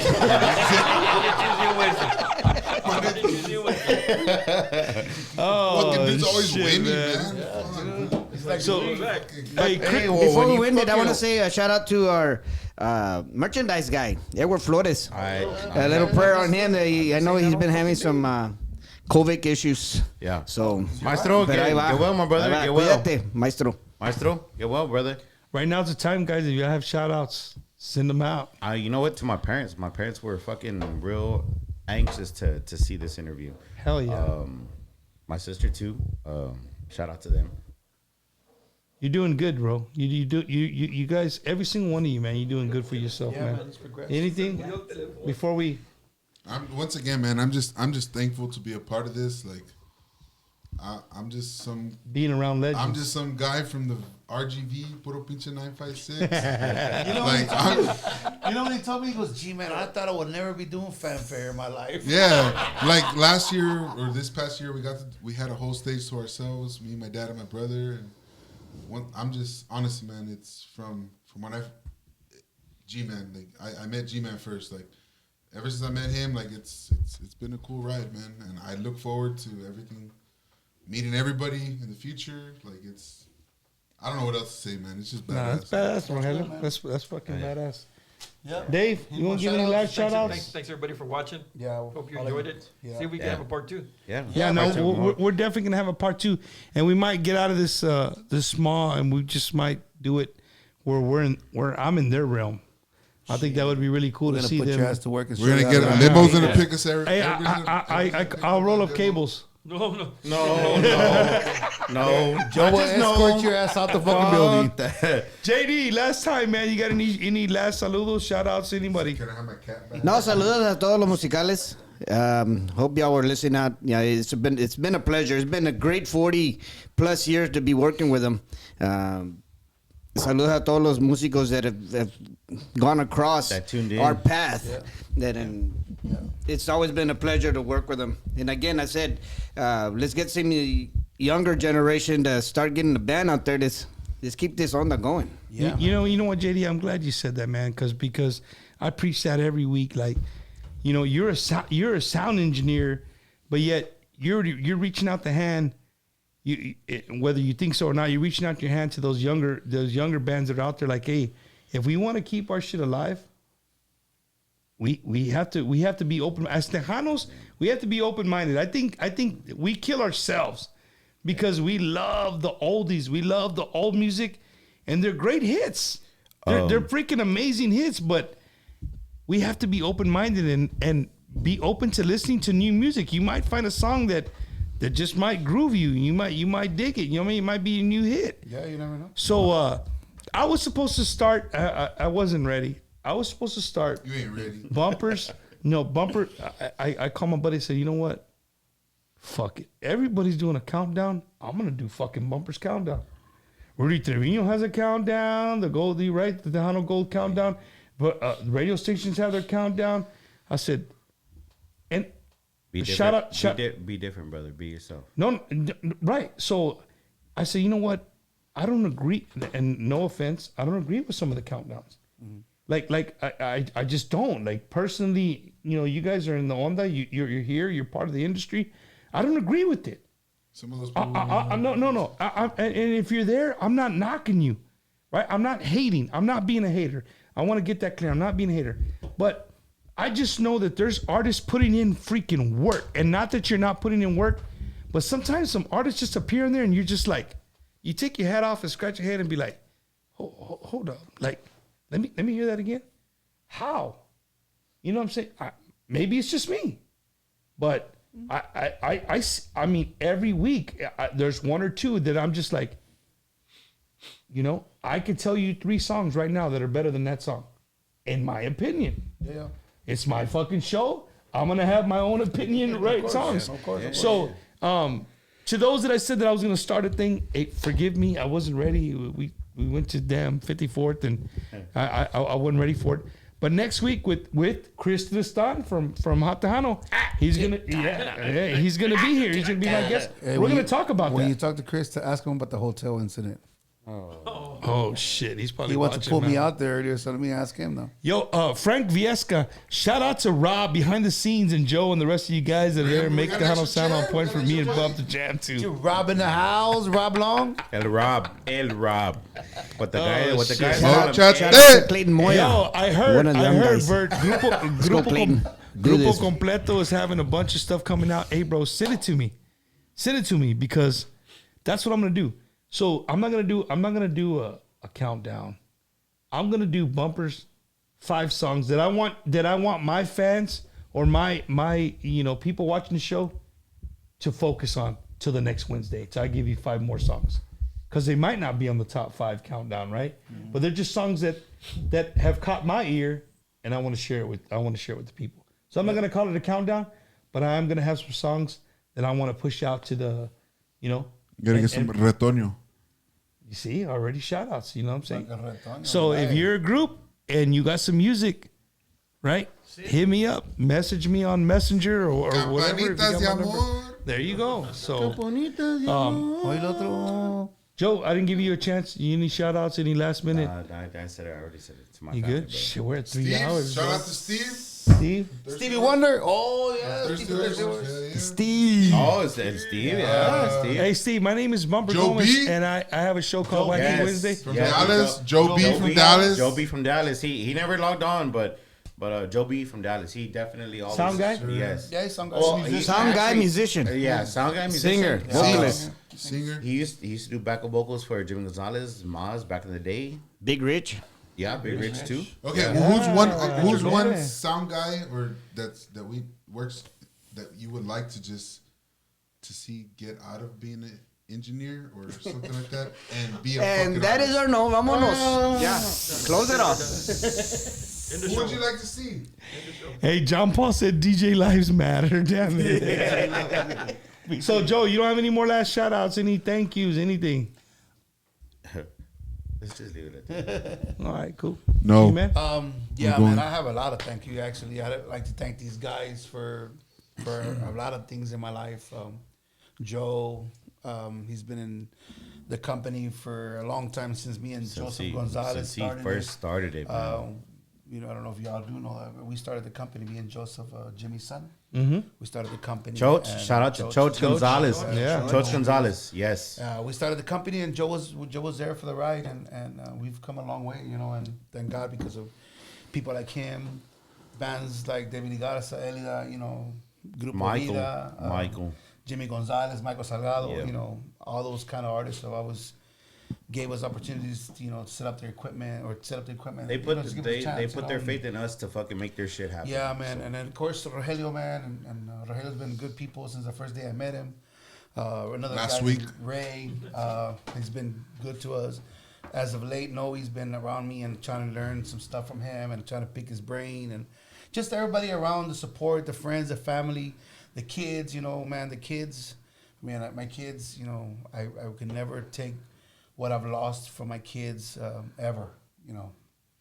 I've been on the road so many years, so many times. I've been gone, and I will never take the birthdays. I will never get their Christmas. You'll never get it back. And I'll never get it back. And I have to give them, a shout out to them because they deserve it. And, That's badass, man.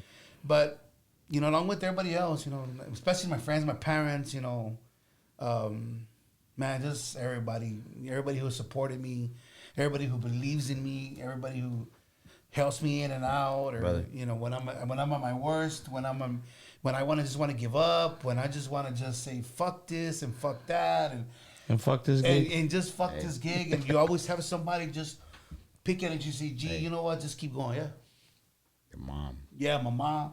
Your My mom mom. too. My mom's been Mom. my mom, man. We used to do my mom's parties, man, for a long time, and all these. You know, we had a bunch of artists play for my mom, and you just don't take that. You don't take that away from us, and we appreciate the artists. You know, thanking and just everybody in general, our friends, our best friends, and just everybody. You know, and Mike Gonzalez just jumped on. He said, "My Mikey. brothers." To Mikey G. He said, Mikey cheers. G. Shout out to I've Mikey G. spent many years with that guy. Yeah. His family. You know. So with that being said, ladies and gentlemen, We're just getting started. What usually is 2 hours, man. You know what I mean? It went to 3 hours. I could sit here with these guys all day, but I can promise you this: those of you guys that enjoyed the show, there will be a part 2. There will be a part 2. With like an outdoor thing to it. Yeah, with a little outdoor Little twist. Yeah, a twist to twist. it for sure. Some barbecue, maybe even an audience A cook-off. if possible. No, we got an audience tonight, but they're over there on their phones and shit. I don't know what else is going on. Patron shots on me tomorrow. Suéltala, cabrono. Oh, shit. Mikey G, so are you saying that you're going to go with me to go see Los Chamacos at Smoke Sky No, Bar? I'll be there. I'll be there. Okay. Us two will be there. Okay. No, he needs to go next week. So I can There you go. Well, we're going to have to go 2 weeks in a row, Mikey, and Patron shots on everybody, man. Gentlemen, from the bottom of my heart, from Wacky Wednesday, dude, I want, as a fan of Tejano music, first of all, I want to thank you guys for being my friend, for sure. Thank you, brother. 2, Thank you, man. for Thank letting you, me in the inside. You know what I mean? I've got to stand next to you. I've got to stand next to you. I've got to stand next to you as you guys do your job. And for me, that's an honor and a privilege. Thank you, man. You know what I Thank mean? To see you guys doing what you love to do. Yeah. You know, Dave, JD, you're usually on the other side, or you were back a little bit. But I'll definitely be standing next to you next time, just to say that I did. I got to stand next to JD. Standing by the board is the best sounding place. There you go. I just wanted to let you know that. Okay, cool. There you go. But to the people that are watching the first time on their behalf, my name is Bumper Gomez. This is Bumper's Wacky Wednesday. I do this every single Wednesday, and I do it. There's no money involved. I do this for the love of music. I do this for just being a fan of what these guys do. And I really wanted to bring them to your attention to see that there's a lot more that goes behind the scenes than you just showing up and these guys playing accordion abajo and sounding like $1 million. Well, they sound like $1 million because of these dudes. Without these dudes, the sound wouldn't be that way. You know what I'm saying? So, again, man, I want to thank you guys from the bottom of my heart for coming out and giving me a Wednesday evening. You guys could be doing 100 different things, being with your families. You're already away from your families all weekend, and then here I am taking a Wednesday where you would be with your family. Man, thank To you for the having people us, in the bro. audience, thank you for having guys. us. Thank you guys for hanging out. The family's just